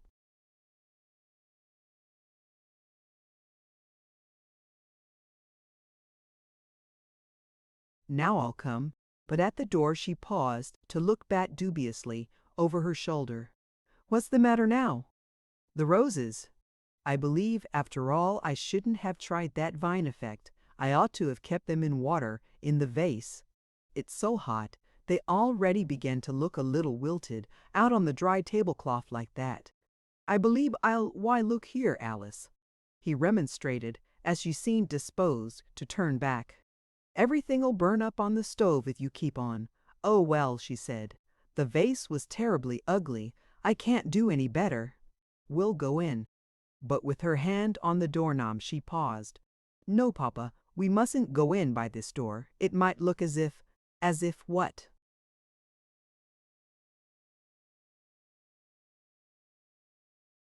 "Never mind," she said. "Let's go the other way."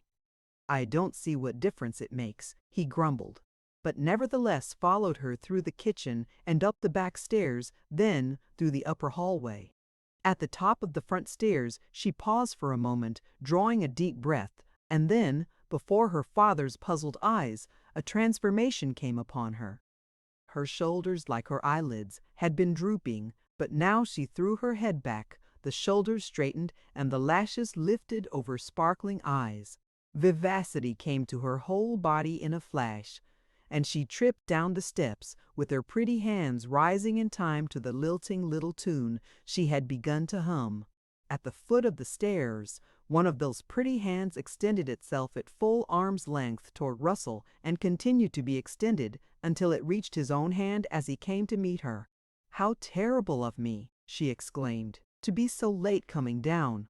And Papa too, I think you know each other."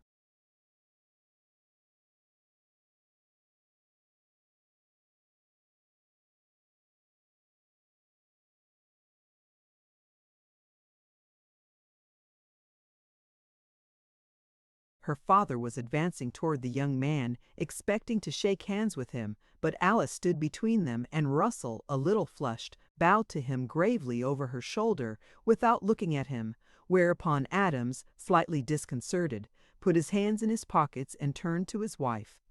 "I guess dinner's more ready," he said. "We better go sit down."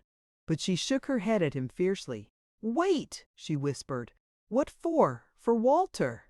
"No. He can't be coming," she returned hurriedly, and again warned him by a shake of her head. "Be quiet." "Oh, well," he muttered. "Sit down."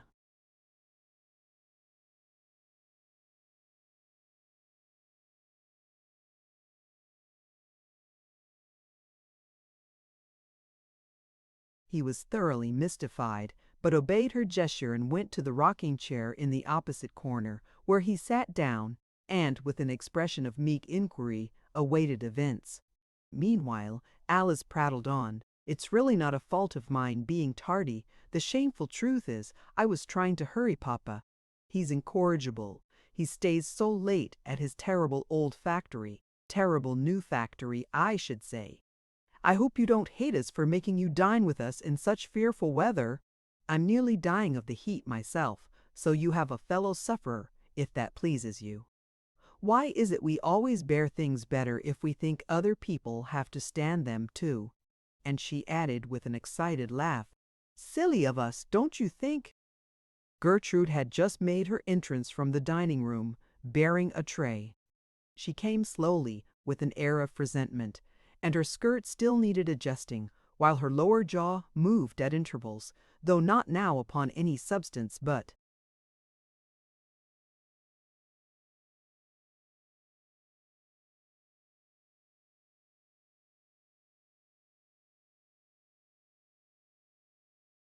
Reminiscently, of habit, she halted before Adams, facing him. He looked plaintive. "What you want of me?" he asked. For response, she extended the tray toward him with a gesture of indifference, but he still appeared to be puzzled. "What in the world?" he began, then caught his wife's eye and had presence of mind enough to take a damp and plastic sandwich from the tray. "Well, I'll try one," he said, but a moment later, as he fulfilled his promise, an expression of intense dislike came upon his features, and he would have returned the sandwich to Gertrude. However, as she had crossed the room to Mrs. Adams, he checked the gesture and sat helplessly with the sandwich in his hand. He made another effort to get rid of it as the waitress passed him on her way back to the dining room, but she appeared not to observe him, and he continued to be troubled by it.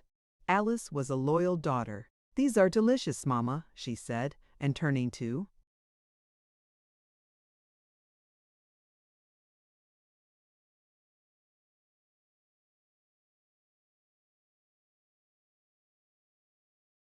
Russell, "You missed it. You should have taken one.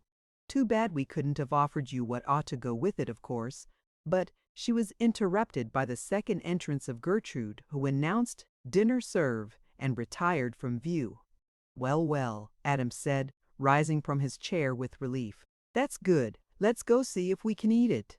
And as the little group moved toward the open door of the dining room, he disposed of his sandwich by dropping it in the empty fireplace. Alice, glancing back over her shoulder, was the only one who saw him, and she shuddered in spite of herself.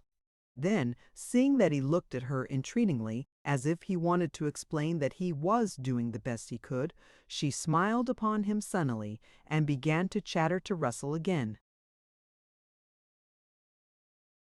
Chapter 22.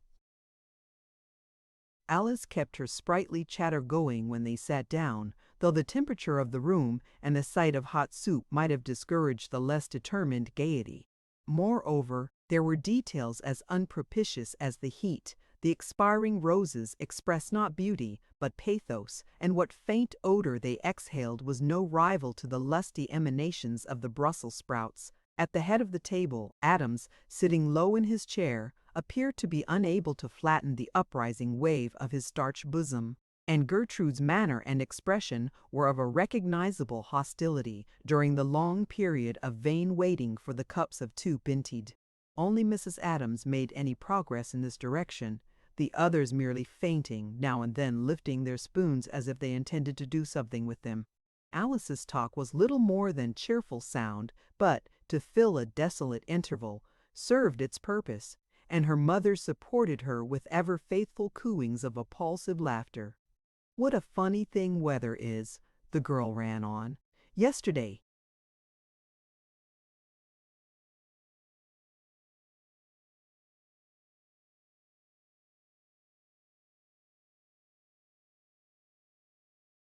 it was cool angels had charge of it, and today they had an engagement somewhere else, so the devil saw his chance and started to move the equator to the North Pole.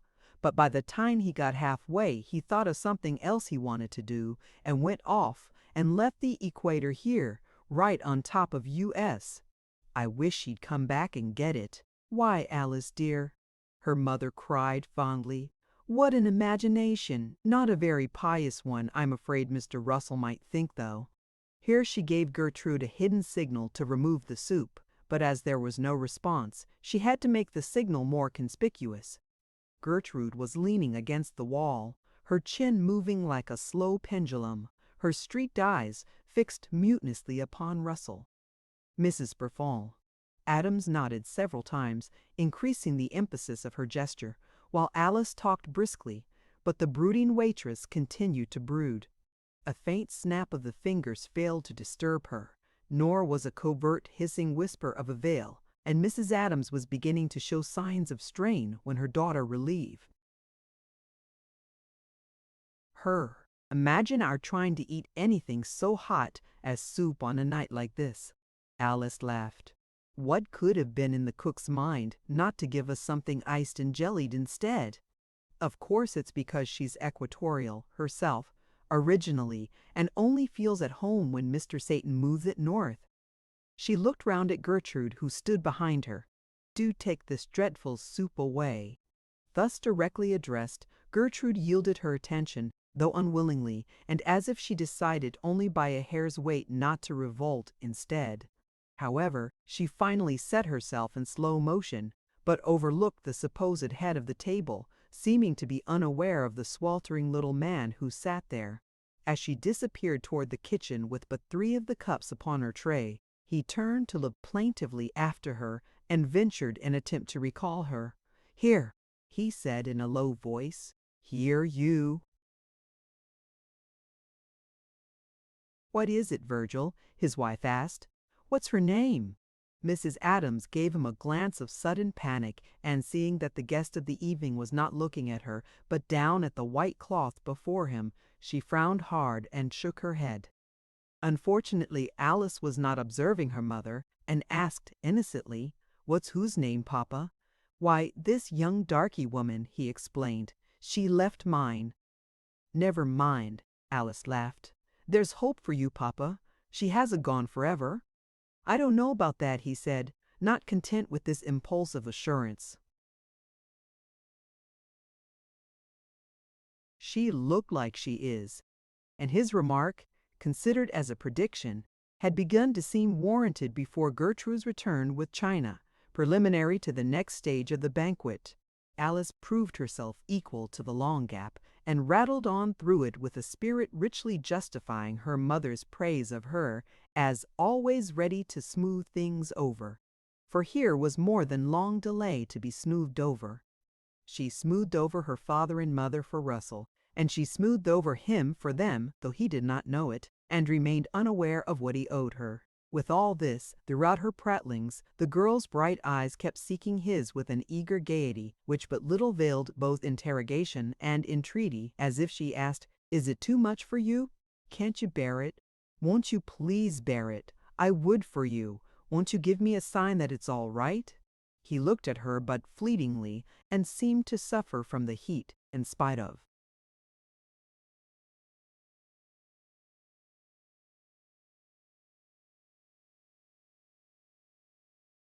Every manly effort not to wipe his brow too often.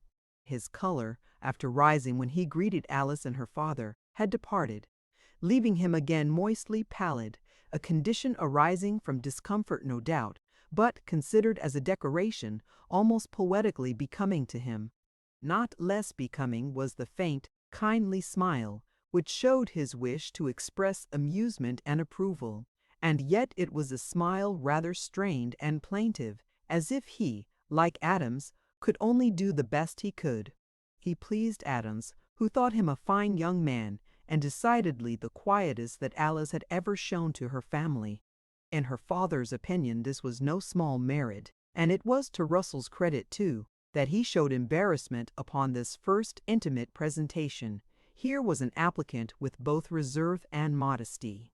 So far he seems to be first-rate, a mighty fine young man, Adams thought, and prompted by no wish to part from Alice, but by reminiscences of apparent candidates less pleasing, he added, "At last!"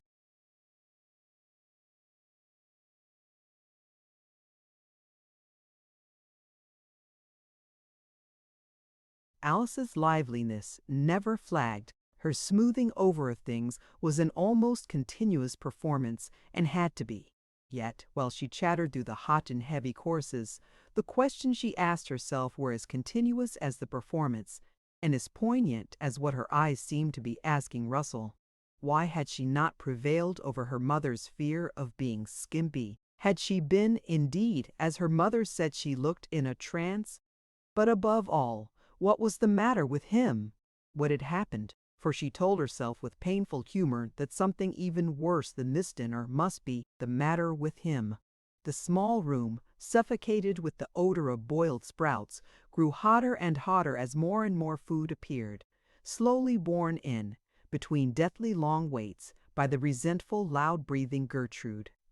And while Alice still sought Russell's glance and read the look upon his face a dozen different ways, fearing all of them, and while the straggling little flowers died upon the stained cloth,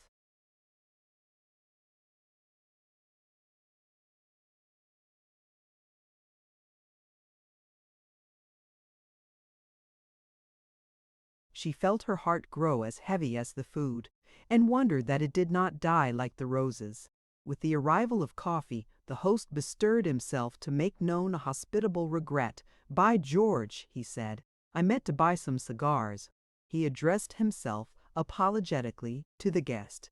"I don't know what I was thinking about, to forget to bring some home with me. I don't use 'em myself unless somebody hands me one, you might say. I've always been a pipe smoker, pure and simple, but I ought to remembered for kind of an occasion like this." "Not at all," Russell said. "I'm not smoking at all lately, but when I do, I'm like you and smoke a pipe." Alice started, remembering what she had told him when he overtook her on her way from the tobacconist's, but after a moment, looking at him, she decided that he must have forgotten it. If he had remembered, she thought, he could not have.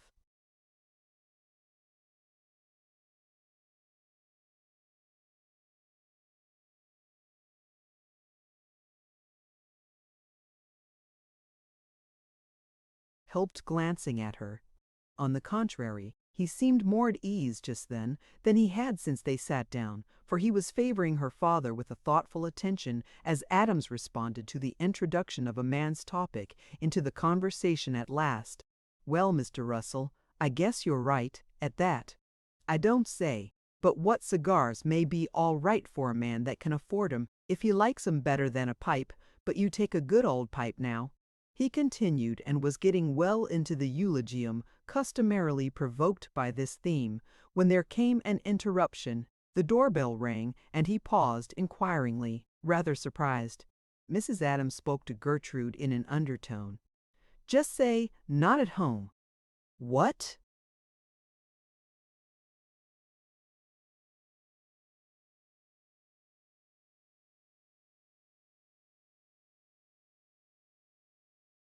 If it's callers, just say we're not at home." Gertrude spoke out freely. "You mean you astin me to tend you front do fair you?" She seemed both incredulous and affronted, but Mrs. Adams persisted, though somewhat apprehensively. "Yes, hurry up, please. Just say we're not at home, if you please." Again Gertrude obviously hesitated between compliance and revolt, and again the meeker course fortunately prevailed with her. She gave Mrs. Adams a stare, grimly derisive, then departed. When she came back she said, "He say he wait." "But I told you to tell anybody we were not at home," Mrs. Adams returned. "Who is it?"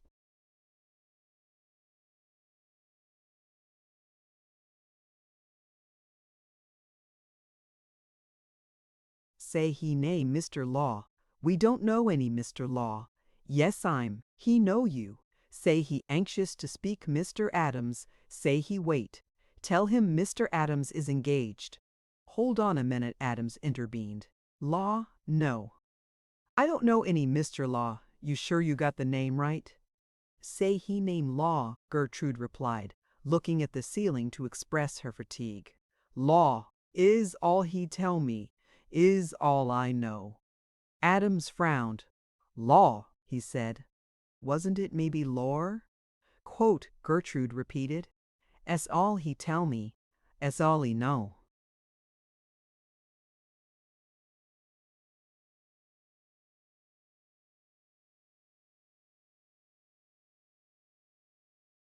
"What's he look like?" "He ain't much," she said. "'Bout you age? Got brustly white mustache, nice eyeglasses." "It's Charlie Lore," Adams exclaimed.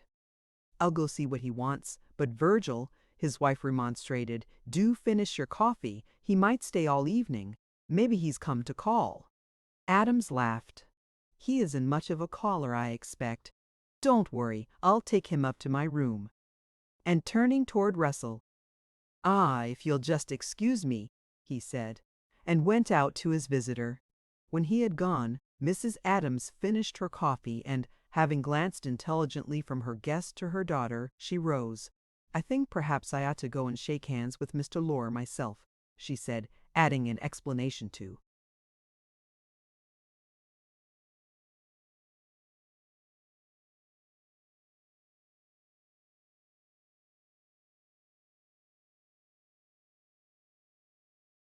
Russell, as she reached the door, "He's an old friend of my husband's, and it's a very long time since he's been here." Alice nodded and smiled to her brightly, but upon the closing of the door, the smile vanished, all her liveliness disappeared, and with this change of expression her complexion itself appeared to change, so that her rouge became obvious, for she was pale beneath it. However, Russell did not see the alteration, for he did not look at her. And it was but a momentary lapse, the vacation of a tired girl who for 10 seconds lets herself look as she feels. Then she shot her vivacity back into place as by some powerful spring. "Penny for your thoughts," she cried, and tossed one of the wilted roses at him across the table. "I'll bid more than a penny. I'll bid 2d. No, a poor little dead rose. A rose for your thoughts, Mr. Arthur Russell." "What are they?" He shook his head. "I'm afraid I haven't any."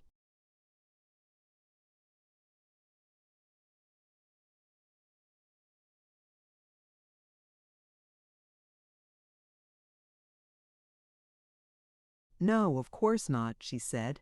"Who could have thoughts in weather like this? Will you ever forgive us?" "What for?" "Making you eat such a heavy dinner. I mean look at such a heavy dinner, because you certainly didn't do more than look at it on such a night. But the crime draws to a close, and you can begin to cheer up." She laughed gaily, and, rising, moved to the door. "Let's go in the other room. Your fearful duty is almost done, and you can run home as soon as you want to. That's what you're dying to do." "Not at all," he said in a voice so feeble that she laughed aloud. "Good gracious!" she cried.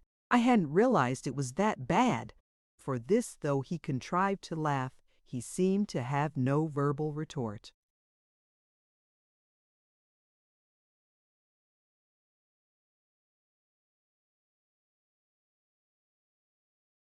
whatever, but followed her into the living room where she stopped and turned, facing him.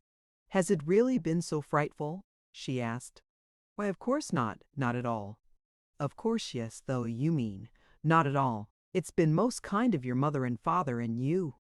Do you know, she said, you've never once looked at me for more than a second at a time the whole evening. And it seemed to me I looked rather nice tonight, too. You always do, he murmured. I don't see how you know, she returned, and then stepping closer to him, spoke with gentle solicitude. Tell me, you're really feeling wretchedly, aren't you? I know you got a fearful headache or something. Tell me. Not at all. You are ill. I'm sure of it. Not at all. On your word, I'm really quite all right. But if you are, she began, and then, looking at him with a desperate sweetness, as if this were her last resource to rouse him, what's the matter, little boy? She said with lisping tenderness. Tell Auntie. It was a mistake, for he seemed to flinch and to lean backward, however.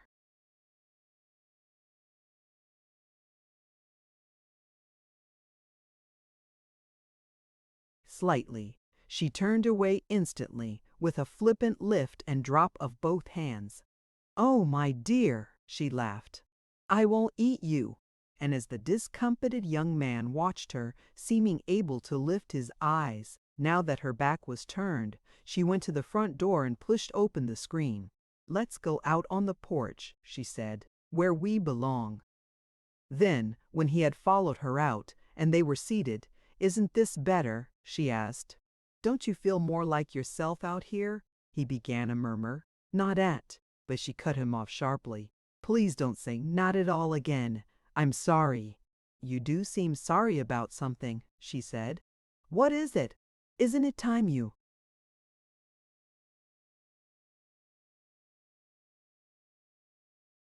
were telling me what's the matter? Nothing. Indeed, nothing's the matter. Of course, one is rather affected by such weather as this.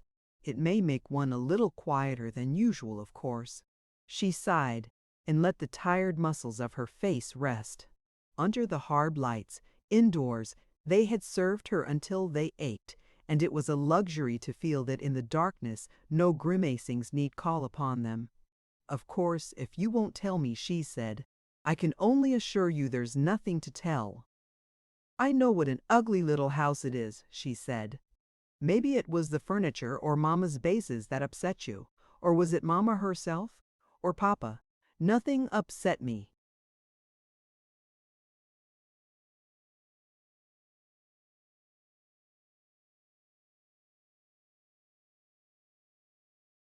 At that she uttered a monosyllable of doubting laughter.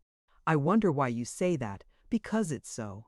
No, it's because you're too kind, or too conscientious, or too embarrassed anyhow, too something to tell me. She leaned forward, elbows on knees and chin in hands, and the reflective attitude she knew how to make graceful. I have a feeling that you're not going to tell me, she said slowly. Yes, even that you're never going to tell me. I wonder, yes, what do you wonder? I was just thinking, I wonder if they haven't done it after all. I don't understand.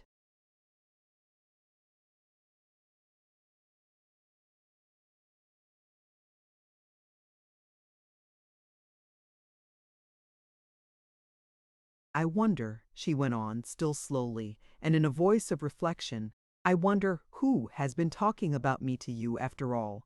Isn't that it? Not it? He began, but checked himself and substituted another form of denial. Nothing is it. Are you sure?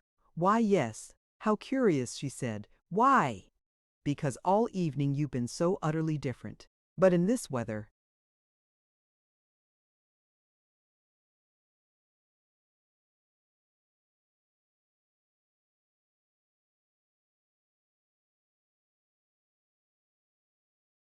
no, that wouldn't make you afraid to look at me all evening. But I did look at you. Often. No, not really a look, but I'm looking at you now. Yes, in the dark, she said. No, the weather might make you even quieter than usual, but it wouldn't strike you so nearly dumb. No, and it wouldn't make you seem to be under such a strain as if you thought only of escape. But I haven't. You shouldn't, she interrupted gently. There's nothing you have to escape from, you know. You aren't committed to this friendship. I'm sorry you think, he began, but did not complete the fragment.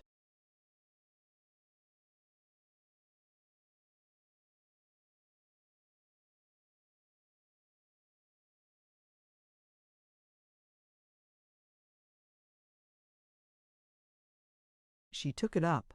You're sorry. I think you're so different, you mean to say, don't you? Never mind. That's what you did mean to say, but you couldn't finish it because you're not good at deceiving. Oh, no, he protested feebly. I'm not deceiving. Never mind, she said again. You're sorry I think you're so different and all in one day since last night. Yes, your voice sounds sorry too.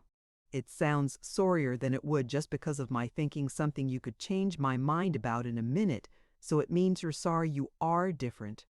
No. But disregarding the faint denial, never mind, she said.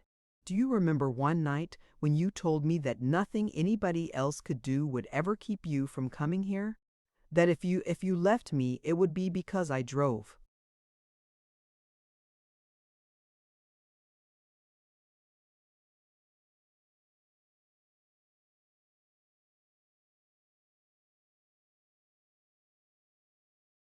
You will weigh myself?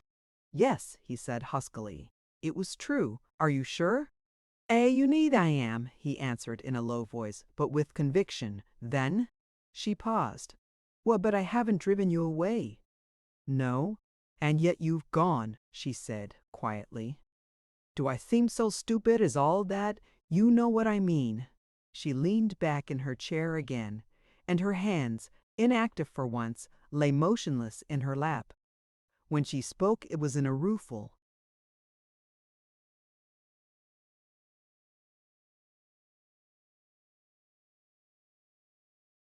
whisper. I wonder if I have driven you away. You've done nothing at all, he said. I wonder, she said once more, but she stopped. In her mind, she was going back over their time together since the first meeting, fragments of talk, moments of silence, little things of no importance, little things that might be important.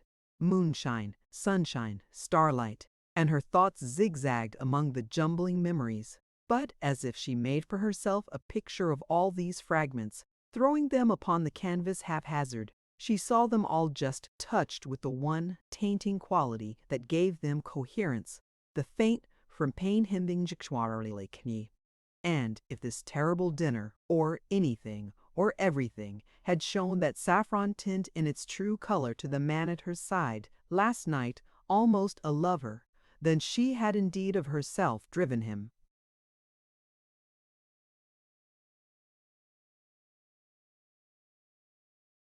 away, and might well feel that she was lost. Do you know, she said suddenly, in a clear, loud voice, I have the strangest feeling. I feel as if I were going to be with you only about 5 minutes more in all the rest of my life. Why, no, he said. Of course I'm coming to see you often. No, she interrupted. I've never had a feeling like this before. It's just S.O. That's all. You're never coming here again. She stood up abruptly, beginning to tremble all over. Why, it's finished, isn't it? She said, and her trembling was manifest now in her voice. Why, it's all over, isn't it? Why, yes. He had risen as she did. I'm afraid you're awfully tired and nervous, he said. I really ought to be going. Yes, of course you ought, she cried despairingly. There's nothing else for you to do. When anything's spoiled, people can't do anything but run away from it. So goodbye. At least, he returned huskily, we'll only say good night. Then, as moving to go, he stumbled upon the veranda steps. Your hat, she cried. I'd like to keep it for a souvenir, but I'm afraid you need it. She ran into the hall and brought his straw hat from the chair where he had left it. You poor thing, she said with quavering laughter. Don't you know you can't go without your hat? Then, as they faced each other for the short moment which both of them knew would be the last of all their veranda moments, Alice's broken laughter grew louder. "What a thing to say!" she cried. "What a romantic parting talking about!"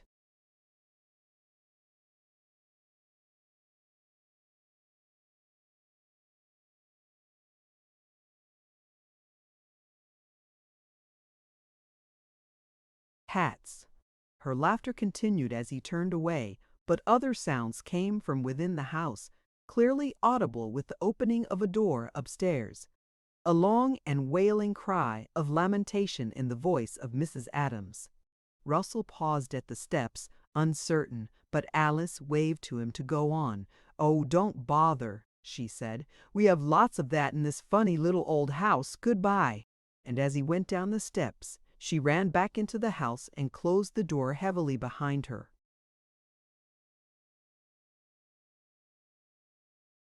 Chapter 23. Her mother's wailing could still be heard from overhead, though more faintly, and old Charlie Lohr was coming down the stairs alone. He looked at Alice compassionately. "I was just comin' to suggest maybe you'd excuse yourself from your company," he said. "Your mother was bound not to disturb you and tried her best to keep you from hearin' how she's takin' on, but I thought probably you better see to her." "Yes, I'll come." "What's the matter?" "Well," he said, "I only stepped over to offer my sympathy and services, as it were. I thought of course you folks knew all about it. Fact is, it was in the evening paper, just a little bit of an item on the back page, of course." "What is it?" he coughed. "Well, it ain't anything so terrible," he said. "Fact is, your brother."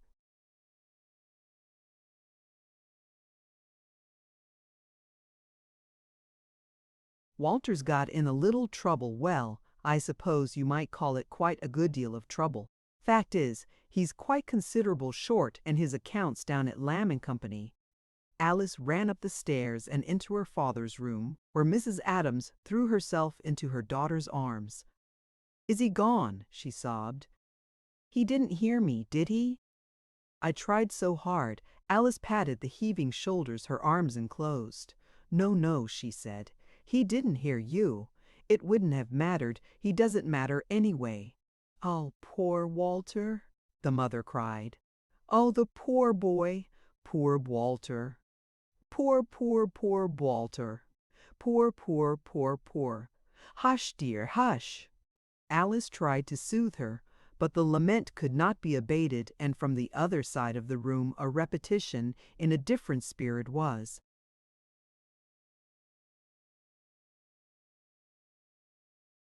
As continuous. Adams paced furiously there, pounding his fist into his left palm as he strode. "The dang boy," he said. "Dang little fool. Dang idiot." "Dang fool. Winnie, tell me, the dang little fool." "He did," Mrs. Adams sobbed. "He did tell you, and you wouldn't give it to him. He did tell you, and you wouldn't give it to him. He did he?" Adams shouted at her. "What he begged me for was money to run away with. He never dreamed of putting back what he took. What the dang nation you talking about accusing me? He need it," she said. "He needed it to run away with. How could he expect to live after he got away if he didn't have a little money? Oh, poor, poor, poor Balzer. Poor, poor, poor." She went back to this repetition, and Adams went back to his own, then paused.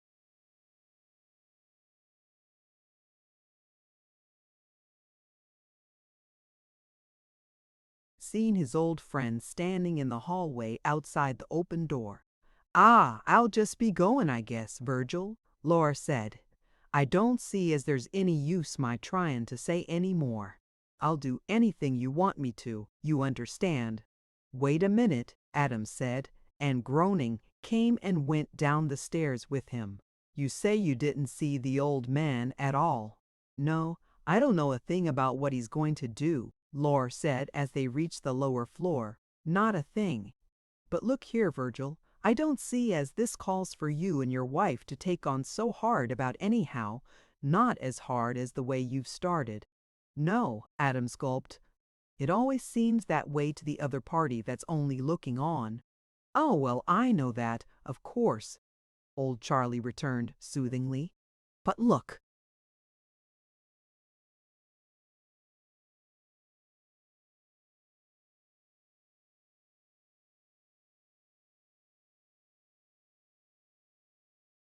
here, Virgil, they may not catch the boy. They didn't even seem to be sure what train he made. And if they do get him, why, the old man might decide not to prosecute if him, Adams cried, interrupting. Him not prosecute? Why, that's what he's been waiting for all along. He thinks my boy and me both cheated him. Why, he was just letting Walter walk into a trap. Didn't you say they'd been suspecting him for some time back? Didn't you say they'd been watching him and were just about fixing to arrest him? Yes, I know, said Lore. But you can't tell, especially if you raise the money and pay it back. Every cent, Adams vociferated. Every last penny. I can raise it. I got to raise it. I'm going to put a loan on my factory tomorrow. Oh, I'll get it for him. You tell him. Every last penny. Willow feller, you just try and get quieted down some now. Charlie held out his hand in parting. You and your wife just quiet down some. You ain't the healthiest man in the world, you know, and you already been under quite some strain before this happened. You want to take care of yourself for the sake of your wife and that sweet little girl upstairs, you know. Now, good night, he finished, stepping out upon the veranda. You send for me if there's anything I can do. Do? Adams echoed. There ain't anything body can do. And then, as his old friend went down the path to the sidewalk, he called after him. You tell him I'll pay him every last cent, every last dang dirty penny. He slammed the door and went rapidly up the stairs, talking loudly to himself. Every dang, last, dirty penny. Thinks everybody in this family wants to steal from him, does he? Thinks we're all yellow, does he? I'll show him. He came into his own room vociferating, every last dang dirty penny. Mrs. Adams had collapsed, and Alice had put her upon his bed, where she lay tossing convulsively and sobbing, "Oh, poor Walter," over and over, but after a time she varied the sorry tune. "Oh, poor Alice," she moaned, clinging to her daughter's hand. "Oh, poor, poor Alice, to have this come on the night of your dinner, just when everything seemed to be going so well at last. Oh, poor, poor, poor, hush," Alice said sharply. "Don't say poor Alice, I'm all right. You must be," her mother cried, clutching her. "You've just got to be. One of us has got to be all right. Surely God wouldn't mind. Just one of us being all right, that wouldn't hurt him. Hush, hush, mother, hush."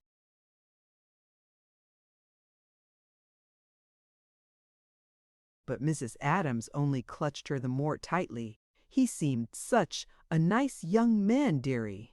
He may not see this in the paper. Mr. Lore said it was just a little bit of an item. He may not see it, dearie. Then her anguish went back to Walter again, and to his needs as a fugitive. She had meant to repair his underwear, but had postponed doing so, and her neglect now appeared to be a detail as lamentable as the calamity itself.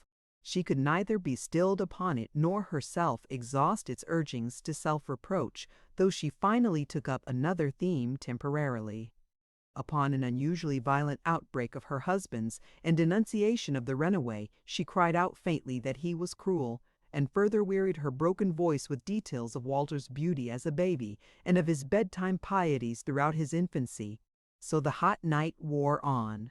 3 had struck before Mrs. Adams was got to bed, and Alice, returning to her own room, could hear her father's bare feet thudding back and forth after that. Poor Papa, she whispered in helpless imitation of her mother. Poor Papa, poor Mama, poor Walter, poor all of us. She fell asleep after a time, while from across the hall the bare feet still thudded over their changeless route, and she woke at 7, hearing Adams pass her door, shod. In her wrapper she ran out into the hallway and found him descending the stairs. "Papa, hush," he said, and looked up at her with reddened eyes. "Don't wake your mother." I won't, she whispered. How about you? You haven't slept any at all. Yes, I did. I got some sleep. I'm going over to the works now. I got to throw some figures together to show the bank. Don't worry, I'll get things fixed up.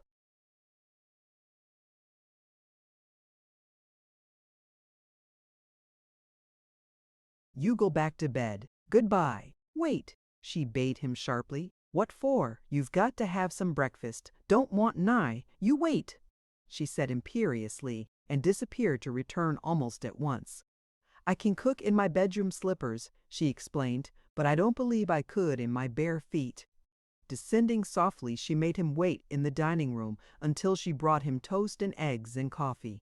Eat, she said, and I'm going to telephone for a taxicab to take you if you think you've really got to go. No, I'm going to walk. I want to walk. She shook her head anxiously. You don't look able. You've walked all night. No, I didn't, he returned. I tell you I got some sleep.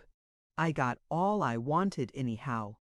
But, Papa, here, he interrupted, looking up at her suddenly and setting down his cup of coffee. Look here. What about this Mr. Russell? I forgot all about him. What about him? Her lip trembled a little, but she controlled it before she spoke. Well, what about him, Papa? She asked calmly enough. Well, we could hardly. Adams paused, frowning heavily. We could hardly.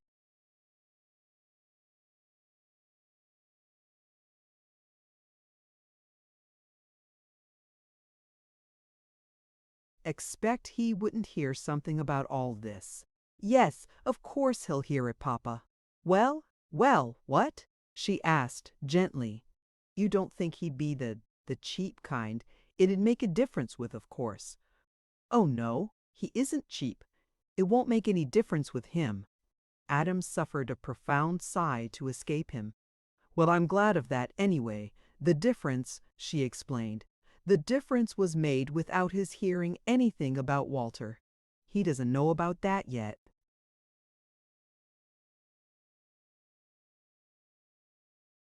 Well, what does he know about? Only, she said, about me. What you mean by that, Alice? He asked helplessly. Never mind, she said.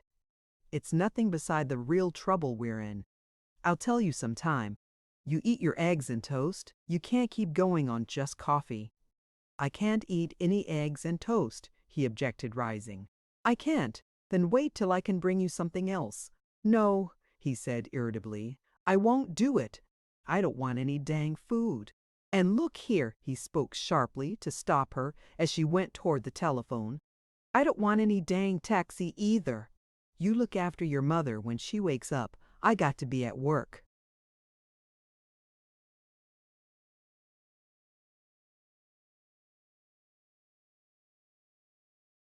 And though she followed him to the front door, entreating, he could not be stayed or hindered. He went through the quiet morning streets at a rickety, rapid gait, swinging his old straw hat in his hands and whispering angrily to himself as he went.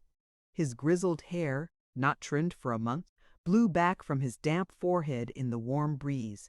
His reddened eyes stared hard at nothing from under blinking lids, and one side of his face twitched startlingly from time to time. Children might have run from him or mocked him. When he had come into that fallen quarter, his industry had partly revived and wholly made odorous. A Negro woman, leaning upon her whitewashed gate, gazed after him and chuckled for the benefit of a gossiping friend in the next tiny yard. Oh, good Satan! What ya matter that old glue man? Who? Him? The neighbor inquired. What he do now? Talking to his Eliseph, the first explained, joyously. Look like gone. Distracted old glue man. Adams's legs had grown more uncertain with his hard walk, and he stumbled heavily as he crossed the baked mud of his broad lot, but cared little for that, was almost unaware of it, in fact. Thus his eyes saw as little as his body felt, and so he failed to observe something that would have given him additional light upon an old phrase that already meant quite enough for him. There are in the wide world people who have never learned its meaning, But most are either young or beautifully unobservant who remain wholly unaware of the inner poignancies the words convey. A rain of misfortunes. It is a boiling rain, seemingly whimsical in its choice of spots whereon to fall, and, so far as mortal eye can tell, neither the just or the unjust may hope to avoid it or need worry themselves by expecting it. It had selected the Addams family for its scaldings, no question.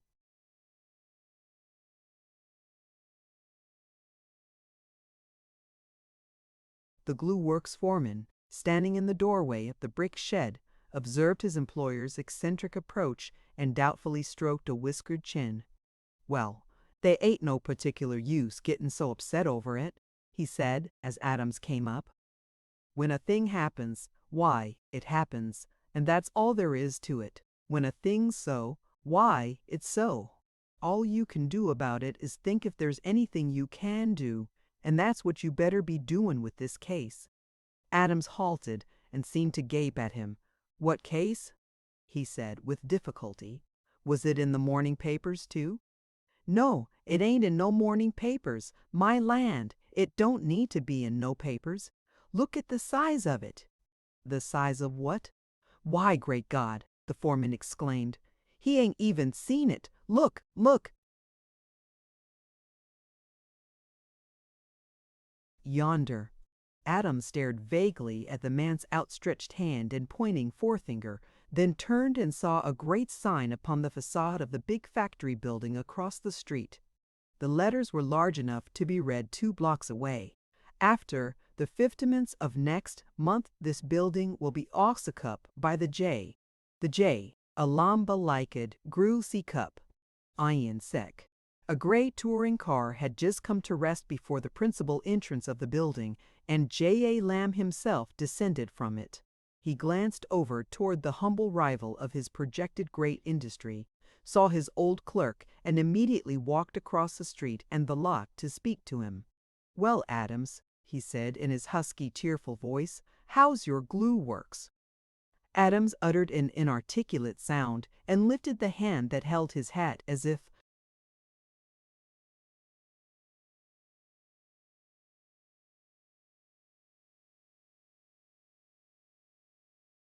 to make a protective gesture, but failed to carry it out, and his arm sank limp at his side. The foreman, however, seemed to feel that something ought to be said. "Our glue works, hell," he remarked. "I guess we won't have no glue works over here, not very long if we got to compete with the size thing you got over there." Lamb chuckled. "I kind of had some such notion," he said. "You see, Virgil, I couldn't exactly let you walk off with it like swallowing a pat of butter. Now, could I? It didn't look exactly reasonable to expect me to let go like that now, did it?"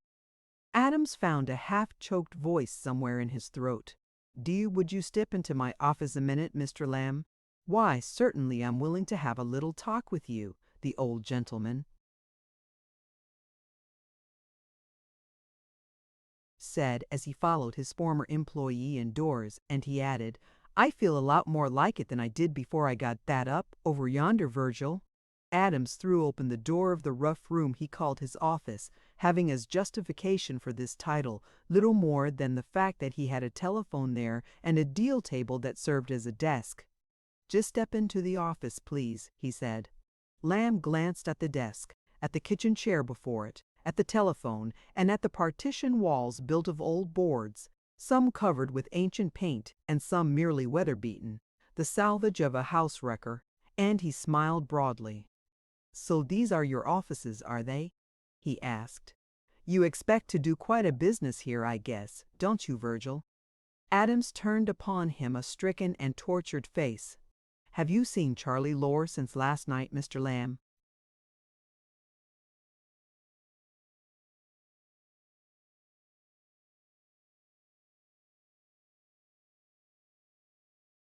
"No, I haven't seen Charlie."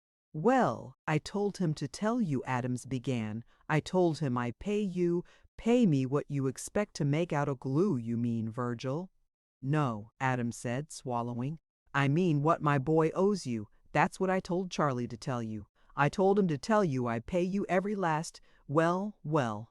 the old gentleman interrupted testily. "I don't know anything about that. I'm expecting to pay you," Adams went on, swallowing again painfully. "I was expecting to do it out of a loan I thought I could get on my glue works." The old gentleman lifted his frosted eyebrows. "Oh, out of the glue works? You expected to raise money on the glue works, did you?"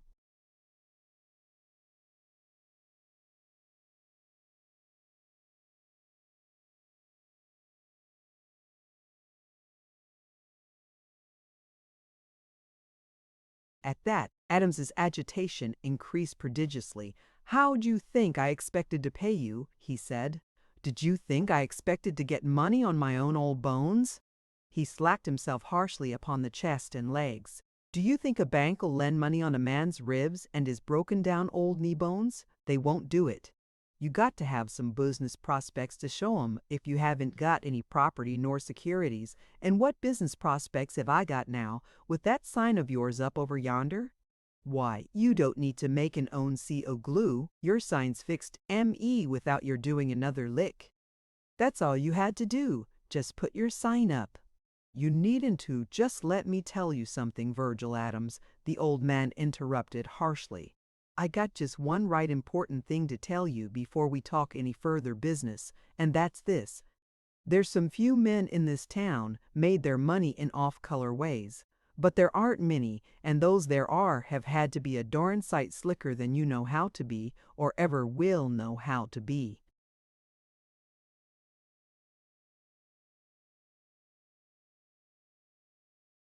"Yes, sir. And they none of them had the little gumption to try to make it out of a man that had the spirit not to let 'em, and the S-tierinth not to let 'em, and the S-tierinth not to let 'em. I know what you thought. Here, you said to yourself, here's this old fool J. A. Lamb. He's kind of worn out and in his second childhood like. I can put it over on him without his ever—" "I did not," Adams shouted. "A great deal. You know about my feelings and all what I said to myself. There's one thing I want to tell you, and that's what I'm saying to myself now, and what my feelings are this minute." He struck the table a great blow with his thin fist and shook the damaged knuckles in the air. "I just want to tell you, whatever I did feel, I don't feel mean anymore. Not today, I don't. There's a meaner man in this world than I am, Mr. Lamb." "Oh, so you feel better about yourself today, do you, Virgil?"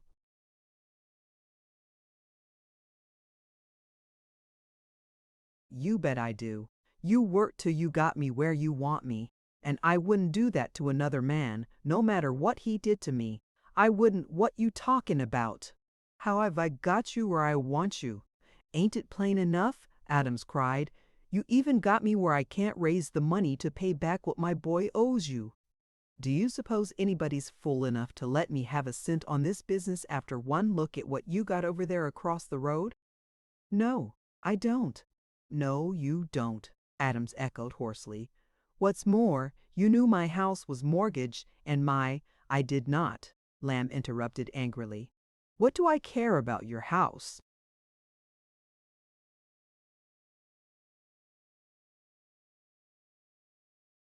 "What's the use your talking like that?" Adams cried. "You got me where I can't even raise the money to pay what my boy owes the company, so Ty can't show any reason to stop the prosecution and keep him out the penitentiary. That's where you were till you got M.E. "What?" Lamb shouted. "You accuse me of accuse you. What am I telling you? Do you think I got no e-sense?" And Adams hammered the table again. "Why, you knew the boy was weak, I did not. Listen, you kept him there after you got mad at my leaving the way I did. You kept him there after you suspected him, and you had him watched. You let him go on, just waited to catch him and ruin him." "You're crazy," the old man bellowed. "I didn't know there was anything against." "The boy till last night. You're crazy, I say." Adams looked it. With his hair disordered over his haggard forehead and bloodshot eyes, with his bruised hands pounding the table and flying in 100 wild and absurd gestures, while his feet shuffled constantly to preserve his balance upon staggering legs, he was the picture of a man with a mind gone to rags. "Maybe I am crazy," he cried, his voice breaking and quavering. Maybe I am, but I wouldn't stand there and taunt a man with it if I'd done to him what you've done to me. Just look at me. I worked all my life for you, and what I did when I quit never harmed you.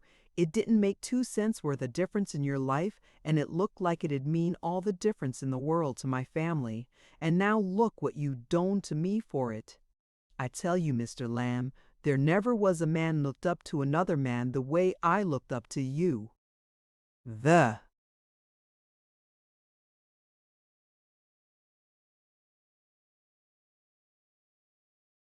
whole o' my life, but I don't look up to you anymore.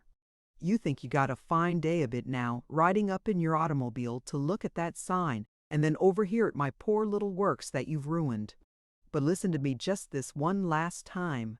The cracking voice broke into falsetto, and the gesticulating hands fluttered uncontrollably.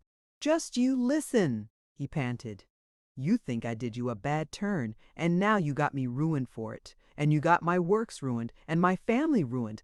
And if anybody'd told me this time last year I'd ever say such a thing to you, I called him a dang liar, but I do say it. I say you've acted toward me like a doggone mean man. His voice, exhausted, like his body, was just able to do him this final service. Then he sank, crumpled, into the chair by the table, his chin down hard upon his chest. I tell you, you're crazy, Lamb said again. I never in the world, but he checked himself, staring in sudden perplexity at his accuser. Look here, he said. What's the matter of you? Have you got another of those? He put his hand upon Adams's shoulder, which jerked feebly under the touch. The old man went to the door and called to the foreman. Here, he said, run and tell my chauffeur to bring my car over here. Tell him to drive right up over the sidewalk and across the lot. Tell him to hurry. So it happened. The great J.A. happened. Lamb, a second time, brought his former clerk home, stricken and almost inanimate.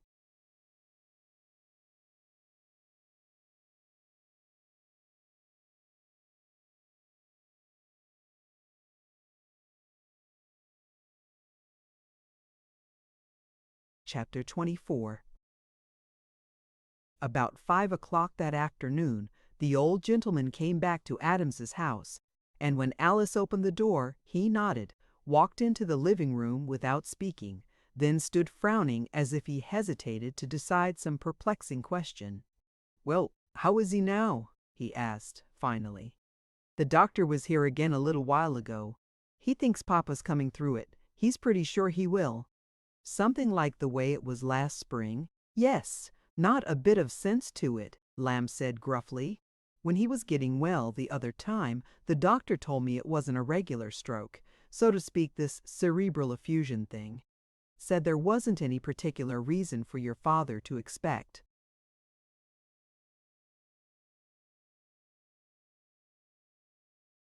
he'd ever have another attack if he'd take a little care of himself. Said he could consider himself well as anybody else long as he did that. Yes, but he didn't do it. Lem nodded, sighed aloud, and crossed the room to a chair.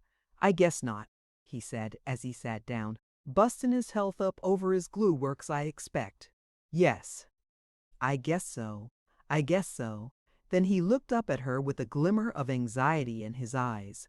Has he came to yet? Yes, he's taught a little.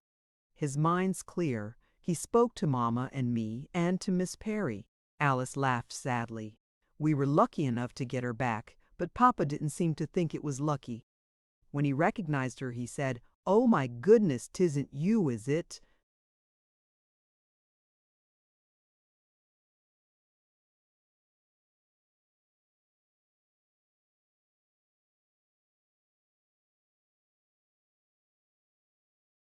Well, that's a good sign, if he's getting a little cross. Did he happen to say anything, for instance, about me?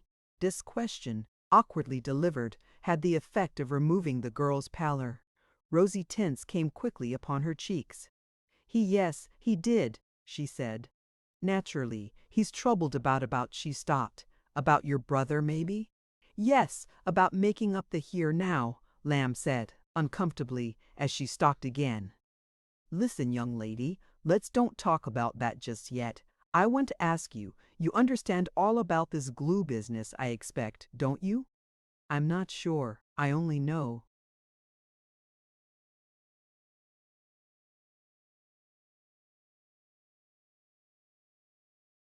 Let me tell you, he interrupted impatiently. I'll tell you all about it in 2 words. The process belonged to me, and your father up and walked off with it. There's no getting around that much anyhow. Isn't there? Alice stared at him. I think you're mistaken, Mr. Lamb. Didn't Papa improve it so that it virtually belonged to him? There was a spark in the old blue eyes at this. What? He cried. Is that the way he got around it? Why, in all my life I never heard of such a— But he left the sentence unfinished. The testiness went out of his husky voice, and the anger out of his eyes. Well, I expect maybe that was the way of it, he said. Anyhow, it's right for you to stand up for your father, and if you think he had a right to it— But he did, she cried. I expect so, the old man returned, pacifically. I expect so, probably. Anyhow, it's a question that's neither here nor there right now. What I was thinking of saying, well, did your father happen to let out that he and I had words this morning? No. Welby did. He sighed and shook his head. Your father. Well, he used some pretty hard expressions toward me, young lady. They weren't so, I'm glad to say, but he used 'em to me, and the worst of it was he believed 'em. Well, I've been thinking it over, and I thought I'd just have a kind of little talk with you to set matters straight, so to speak. Yes, Mr. Lamb. For instance, he said, it's like this. Now, I hope you won't think I mean any indelicacy, but you take your brother's case, since we got to mention it, why,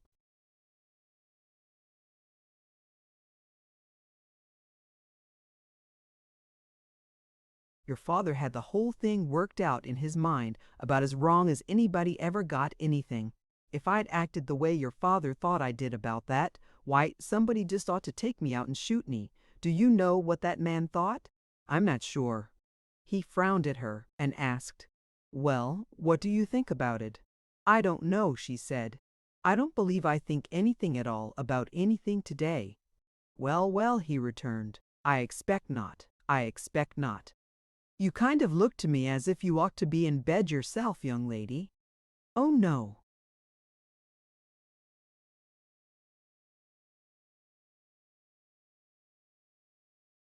I guess you mean, oh, yes, and I won't keep you long, but there's something we got to get fixed up, and I'd rather talk to you than I would to your mother, because you're a smart girl and always friendly, and I want to be sure I'm understood. Now, listen, I will, Alice promised, smiling faintly. I never even hardly noticed your brother was still working for me, he explained earnestly. I never thought anything about it. My son sort of tried to tease me about the way your father, about his taking up this glue business, so to speak, and one day, Albert Jr. asked me if I felt all right about your brother staying there after that, and I told him, well, I just asked him to shut up.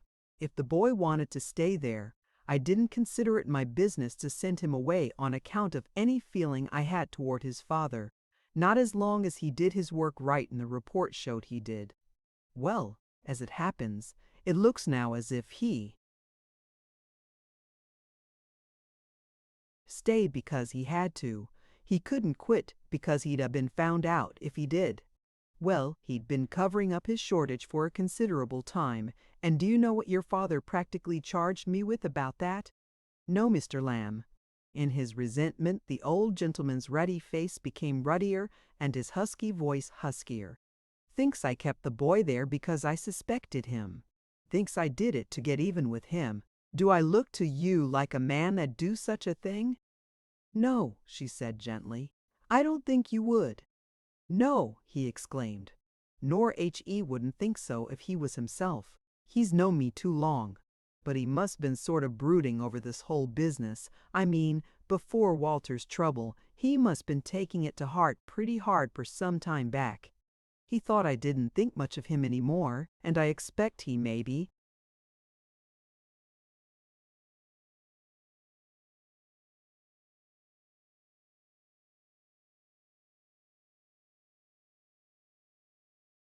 Wondered some what I was going to do.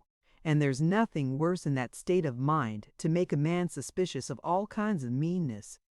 Well, he practically stood up there and accused me to my face of fixing things so't he couldn't ever raise the money to settle for Walter and ask us not to prosecute.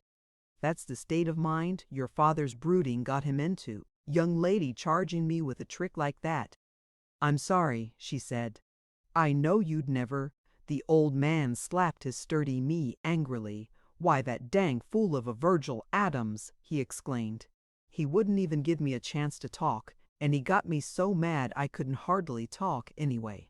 He might known from the first I wasn't going to let him walk in and beat me out of my own. That is, he might known I wouldn't let him get ahead of me in a business matter.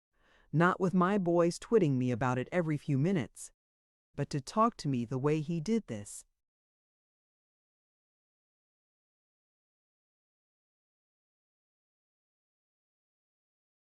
Morning. Well, he was out of his head, that's all. Now, wait just a minute, he interposed as she seemed about to speak. In the first place, we aren't going to push this case against your brother. I believe in the law, all right, and businessmen got to protect themselves. But in a case like this, where restitution's made by the family, why, I expect it's just as well sometimes to use a little influence and let matters drop. Of course your brother'll have to keep out of this state, that's all. But you said, she faltered. Yes, what I say. You said, where restitution's made by the family. That's what seemed to trouble Papa so terribly because restitution couldn't, why, yes, it could. That's what I'm here to talk to you about. I don't see.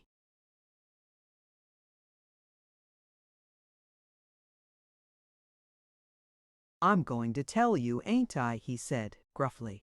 Just hold your horses a minute, please. He coughed, rose from his chair, walked up and down the room, then halted before her. It's like this, he said. After I brought your father home this morning, there was one of the things he told me when he was going for me. Over yonder, it kind of stuck in my craw. It was something about all this glue controversy not meaning anything to me in particular, and meaning a whole heap to him and his family. Well, he was wrong about that 2 ways. The first one was, it did mean a good deal to me to have him go back on me after so many years. I don't need to say any more about it, except just to tell you, it meant quite a little more to me than you'd think, maybe. The other way he was wrong is that how much a thing means to one man and how little it means to another ain't the right way to look at a business matter. I suppose it isn't, Mr. Lamb.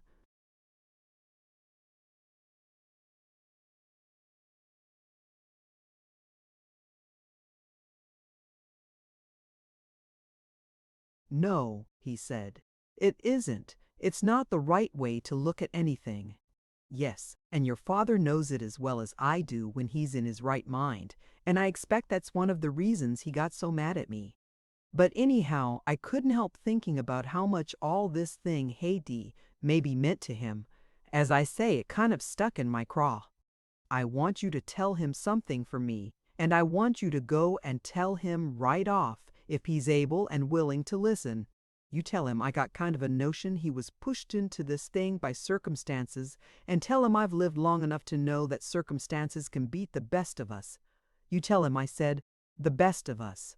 Tell him I haven't got a bit of feeling against him, not anymore, and tell him I came here to ask him not to have any against me.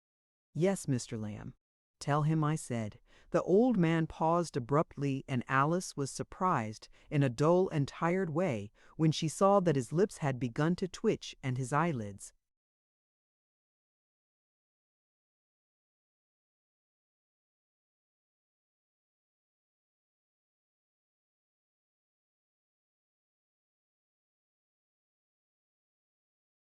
To blank, but he recovered himself almost at once, and continued, I want him to remember, forgive us our transgressions, as we forgive those that transgress against us. And if he and I been transgressing against each other, why tell him I think it's time we cue with such foolishness. He coughed again, smiled heartily upon her and walked toward the door, then turned back to her with an exclamation. Well, if I ain't an old fool. "What is it?" she asked. "Why, I forgot what we were just talking about. Your father wants to settle for Walter's deficit. Tell him we'll be glad to accept it. But of course we don't expect him to clean the matter up until he's able to talk business again." Alice stared at him blankly enough for him to perceive that further explanations were necessary. "It's like this," he said. "You see, if your father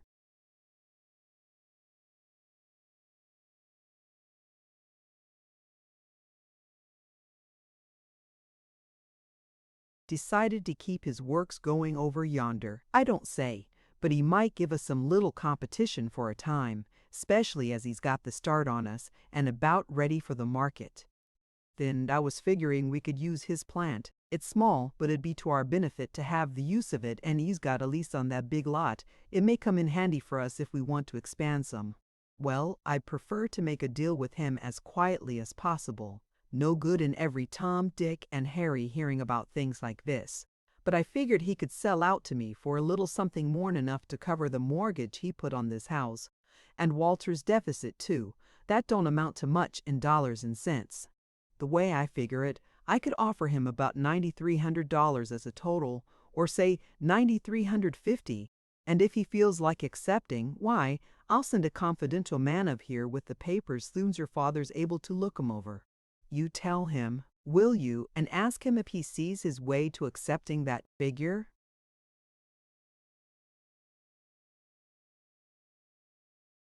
"Yes," Alice said, and now her own lips twitched, while her eyes filled so that she saw but a blurred image of the old man who held out his hand in parting. "I'll tell him. Thank you." He shook her hand hastily. "Well, let's just keep it kind of quiet," he said at the door. "No good in every Tom, Dick, and Harry knowing all what goes on in town. You telephone me when your papa's ready to go over the papers and call me up at my house tonight, will you? Let me hear how he's feeling." "I will," she said, and through her grateful tears gave him a smile almost radiant. "He'll be better, Mr. Lamb. We all will."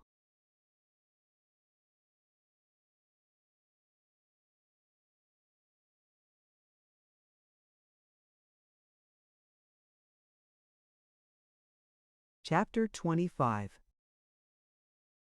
One morning that autumn, Mrs. Adams came into Alice's room and found her completing a sober toilet for the street.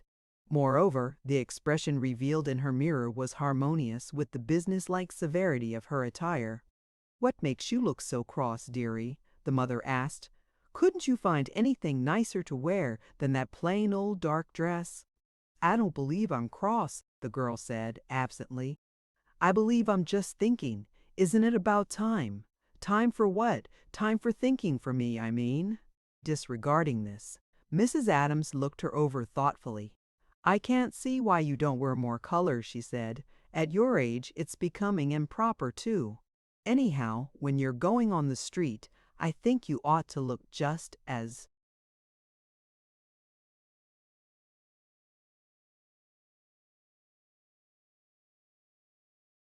gay and lively as you can manage. You want to show 'em you've got some spunk." "How do you mean, Mama?" "I mean about Walter's running away and the mess your father made of his business. It would help to show him you're holding up your head just the same." "Show whom?" "All these other girls that—" "Not I." Alice laughed shortly, shaking her head. "I've quit dressing at them, and if they saw me, they wouldn't think what you want 'em to." "It's funny, but we don't often make people think what we want 'em to, Mama.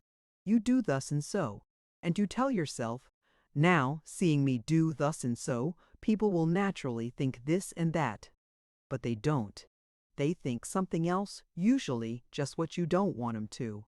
I suppose about the only good in pretending is the fun we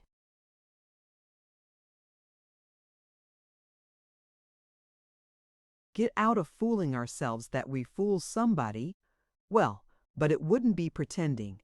You ought to let people see you're still holding your head up because you are. You wouldn't want that Mildred Palmer to think you're cast down about, well, you know you wouldn't want her not to think you're holding your head up, would you?" "She wouldn't know whether I am or not, Mama." Alice bit her lip, then smiled faintly as she said, "Anyhow, I'm not thinking about my head in that way. Not this morning. I'm not. Mrs. Adams dropped the subject casually. Are you going downtown? She inquired. Yes. What for? Just something I want to see about. I'll tell you when I come back. Anything you want me to do? No, I guess not today. I thought you might look for a rug, but I'd rather go with you to select it. We'll have to get a new rug for your father's room, I expect. I'm glad you think so, Mama. I don't suppose he's ever even noticed it, but that old rug of his. Well, really. I didn't mean for him, her mother explained thoughtfully. No, he don't mind it, and he'd likely make a fuss if we changed it on his account. No, what I meant, we'll have to put your father in Walter's room.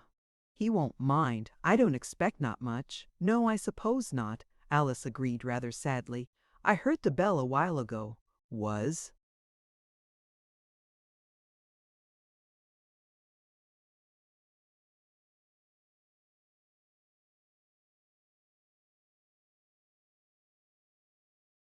Somebody about that? Yes, just before I came upstairs. Mrs. Lord gave him a note to me, and he was really a very pleasant-looking young man. A very pleasant-looking young man, Mrs. Adams repeated with increased animation and a thoughtful glance at her daughter. He's a Mr. Will Dixon. He has a first-rate position with the gasworks, Mrs. Lore says, and he's fully able to afford a nice room. So if you and I double up in here, then with that young married couple in my room, and this Mr. Dixon in your father's, we'll just about have things settled. I thought maybe I could make one more place at table too, so that with the other people from outside we'd be serving 11 altogether. You see, if I have to pay this cook $12 a week, it can't be helped, I guess. Well, one more would certainly help toward a profit. Of course, it's a terribly worrying thing to see how we will come out. Don't you suppose we could squeeze in one more?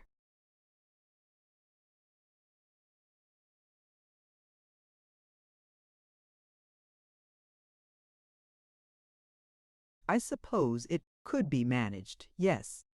Mrs. Adams brightened. I'm sure it'll be pleasant having that young married couple in the house, and especially this Mr. Will Dixon. He seemed very much of a gentleman and anxious to get settled in good surroundings. I was very favorably impressed with him in every way, and he explained to me about his name. It seems it isn't William, it's just Will. His parents had him christened that way. It's curious.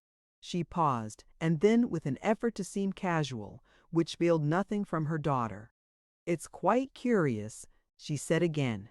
But it's rather attractive and different, don't you think? Poor Mama? Alice laughed compassionately. Poor Mama, he is though, Mrs. Adams maintained. He's very much of a gentleman, unless I'm no judge of appearances, and it'll really be nice to have him in the house.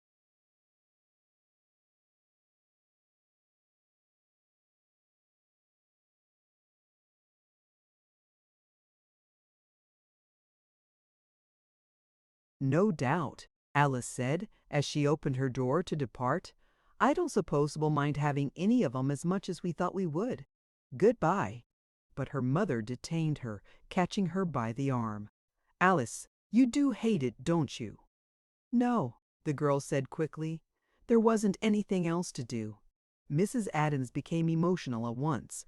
Her face cried tragedy and her voice misfortune. There might have been something else to do. Oh, Alice, you gave your father bad advice when you upheld him in taking a miserable little 9,350 from that old wretch.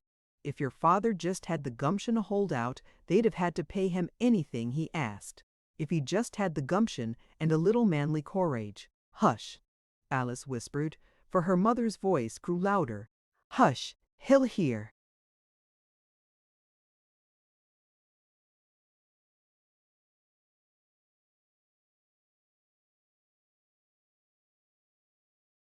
You, Mama, could he hear me too often? The embittered lady asked. If he'd listened to me at the right time, would we have to be taking in boarders and sinking down in the scale at the end of our lives instead of going up? You were both wrong. We didn't need to be so panicky. That was just what that old man wanted, to scare us and buy us out for nothing. If your father just listened to me then. or if for once in his life he'd just been half a man. Alice put her hand over her mother's mouth. "You mustn't. He will hear you." But from the other side of Adams's closed door, his voice came querulously. "Oh, I hear her all right." "You see, Mama," Alice said, and as Mrs. Adams turned away weeping, the daughter sighed, then went in to speak to her father. He was in his old chair by the table with a pillow behind his head, but the crocheted scarf and Mrs. Adams's wrapper swathed him no more. He wore a dressing gown his wife had bought for him and was smoking his pipe. "The old story, is it?" he said, as Alice came in. "The same old story. Well, well, has she gone?" "Yes, Papa." "Got your hat on," he said. "Where you going?" "I'm going downtown on an errand of my own." "Is there anything you want, Papa?" "Yes, there is." He smiled at her. "I wish you'd sit down a while and talk to me unless your errand."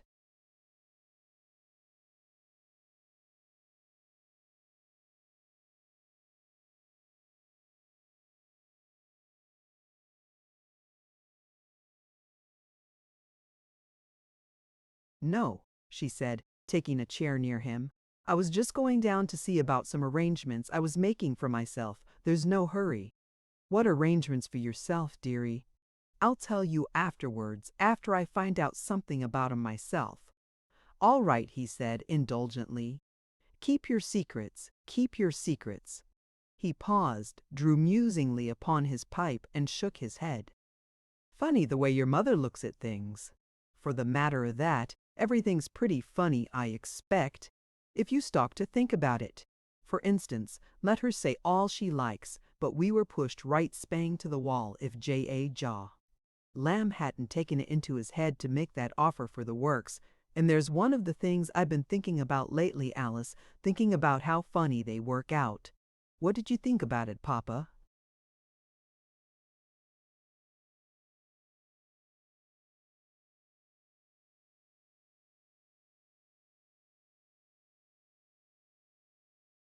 "Well, I've seen it happen in other people's lives time and time again, and now it's happened in ours. You think you're going to be pushed right up against the wall, you can't see any way out, or any hope at all, you think you're gone, and then something you never counted on turns up, and while maybe you never do get back to where you used to be, yet somehow you kind of squirm out of being right spang against the wall. You keep on going, maybe you can't go much, but you do go a little. See what I mean?" "Yes, I understand, dear." "Yes, I'm afraid you do," he said. "Too bad. You oughtn't to understand it at your age. It seems to me a good deal as if the Lord really meant for the young people to have the good times, and for the old to have the troubles. And when anybody as young as you has trouble, there's a big mistake somewhere." "Oh, no," she protested.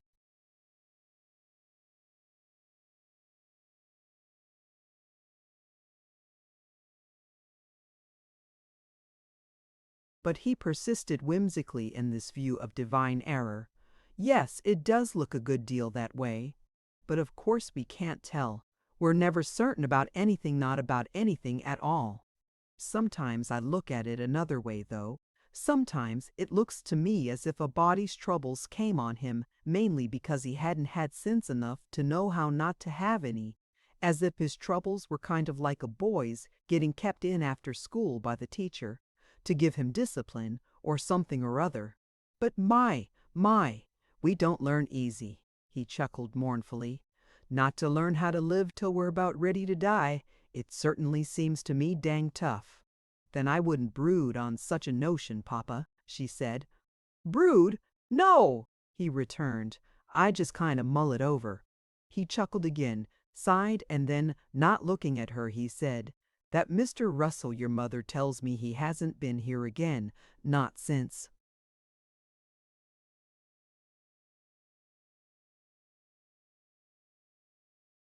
"No," she said quietly, as Adams paused. "He never came again." "Well, but maybe no," she said. "There isn't any maybe. I told him goodbye that night, Papa. It was before he knew about Walter, I told you." Well, well, Adams said, young people are entitled to their own privacy. I don't want to pry. He emptied his pipe into a chip saucer on the table beside him, laid the pipe aside, and reverted to a former topic. Speaking of dying, well, but we weren't. Alice protested. Yes, about not knowing how to live till you're through living, and then, maybe not, he said, chuckling at his own determined pessimism. I see I'm pretty old, because I talk this way. I remember my grandmother saying things a good deal, like all what I'm saying now. I used to hear her at it when I was a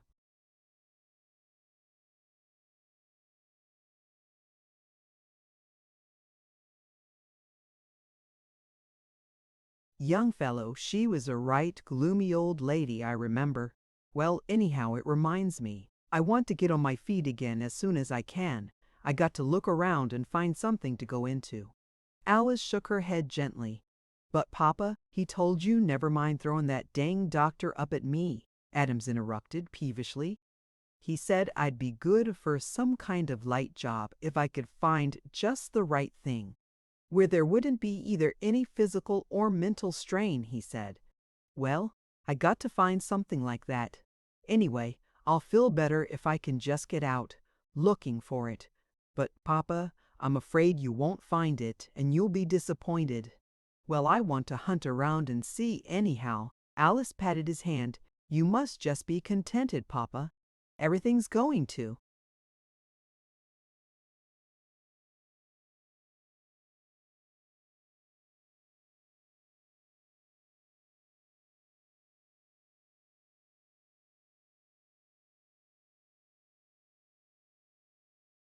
Be all right, and you mustn't get to worrying about doing anything. We own this house. It's all clear. And you've taken care of Mama and me all our lives. Now it's our turn. No, sir, he said querulously. I don't like the idea of being a landlady's husband around a boarding house. It goes against my gizzard. I know. Makes out the bills for his wife Sunday mornings, works with a screwdriver on somebody's bureau drawer, sometimes tends the furnace, maybe one the boarders gives him a cigar now and then. That's a fine life to look forward to. No, sir, I don't want to finish as a landlady's husband. Alice looked grave, for she knew the sketch was but too accurately prophetic in every probability. But, Papa, she said to console him, don't you think maybe there isn't such a thing as a finish, after all? You say perhaps we don't learn to live till we die, but maybe that's how it is after we die, too, just learning some.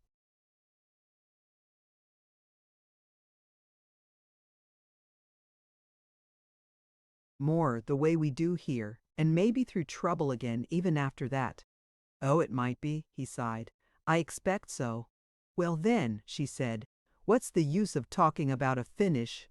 We do keep looking ahead to things as if they'd finish something, but when we get to them, they don't finish anything. They're just part of going on.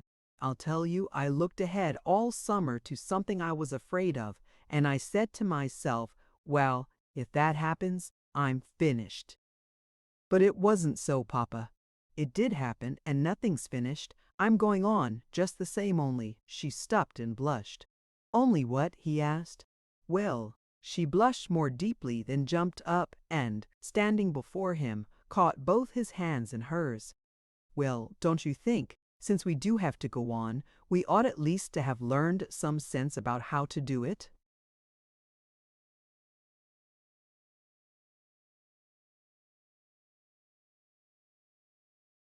He looked up at her adoringly.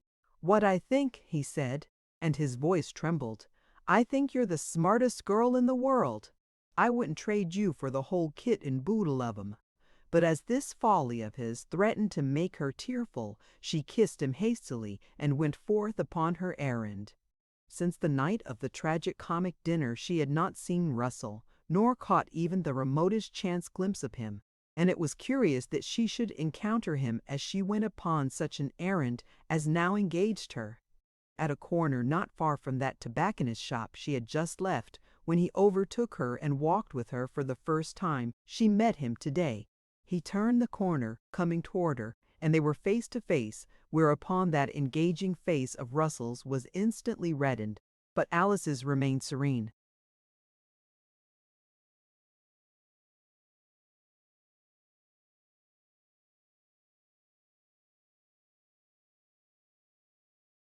She stopped short, though, and so did he. Then she smiled brightly as she put out her hand. "Why, Mr. Russell, I'm so glad to have this chance," he stammered.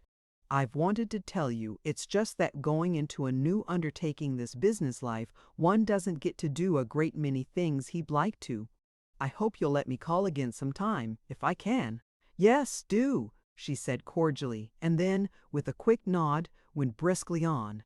She breathed more rapidly, but knew that he could not have detected it, and she took some pride in herself for the way she had met this little crisis. But to have met it with such easy courage meant to her something more reassuring than a momentary pride in the serenity she had shown. For she found that what she had resolved in her inmost heart was now really true. She was through with all that. She walked on, but more slowly, for the tobacconist's shop was not far from her now, and, beyond it, that portal of doom, Frankie's Business College. Already Alice could read the begrimed gilt letters of the sign, and although they had spelled destiny never with a more painful imminence than just then, an old habit of dramatizing herself still prevailed with her. There came into her mind a whimsical comparison of her fate with that of the heroine in a French romance she had read long ago and remembered well, for she had cried over it. The story ended with the heroine's taking the veil after a death blow to love, and the final scene again became vivid to Alice for a moment. Again, as when she had read and wept, she seemed herself to stand among the great shadows in the cathedral nave, smelled the smoky incense on the enclosed air, and heard the solemn pulses of the organ. She remembered how the novices' father knelt trembling beside a pillar of gray stone, how the faithless lover watched and shivered behind the statue of a saint, how stifled sobs and outcries were heard when the novice came to the altar, and how a shaft of light struck through the rose window, enveloping her in an amber glow. It was the vision of a moment only, and for no longer than a moment did Alice tell herself that the romance provided a prettier way of taking the veil than she had chosen, and that a faithless lover, shaking with remorse behind a saint's statue, was a greater solace than one left on a street corner, protesting that he'd like to call some time if he could. Her pity for herself vanished more reluctantly, but she shook it off and tried to smile at it, and at her romantic recollections at all of them. She had something important to think of. She passed the tobacconist, and before her was that dark entrance to the wooden stairway leading up to Frankie's Business College, the very doorway she had always looked upon as the end of youth and the end of hope. How often she had gone by here, hating the dreary obscurity of that stairway. How often she had thought of this obscurity as something lying in wait to obliterate the footsteps of any girl who should ascend into the smoky darkness above. Never had she passed without those ominous imaginings of hers, pretty girls turning into old maids, taking dictation. Old maids of a dozen different types, yet all looking a little like herself. Well, she was here at last. She looked up and down the street quickly, and then, with a little heave of the shoulders, she went bravely in under the sign and began to climb the wooden steps. Halfway up the shadows were heaviest, but after that the place began to seem brighter. There was an open window overhead somewhere, she found, and the steps at the top were gay with sunshine.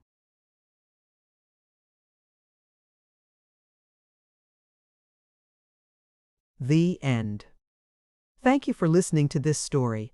I hope you enjoyed the journey, the characters, and the world they carried with them. If you enjoyed this audiobook, please subscribe to the channel and leave a comment below. Your support helps keep these stories alive and allows more timeless books to be shared with listeners around the world. Until next time, thank you for listening.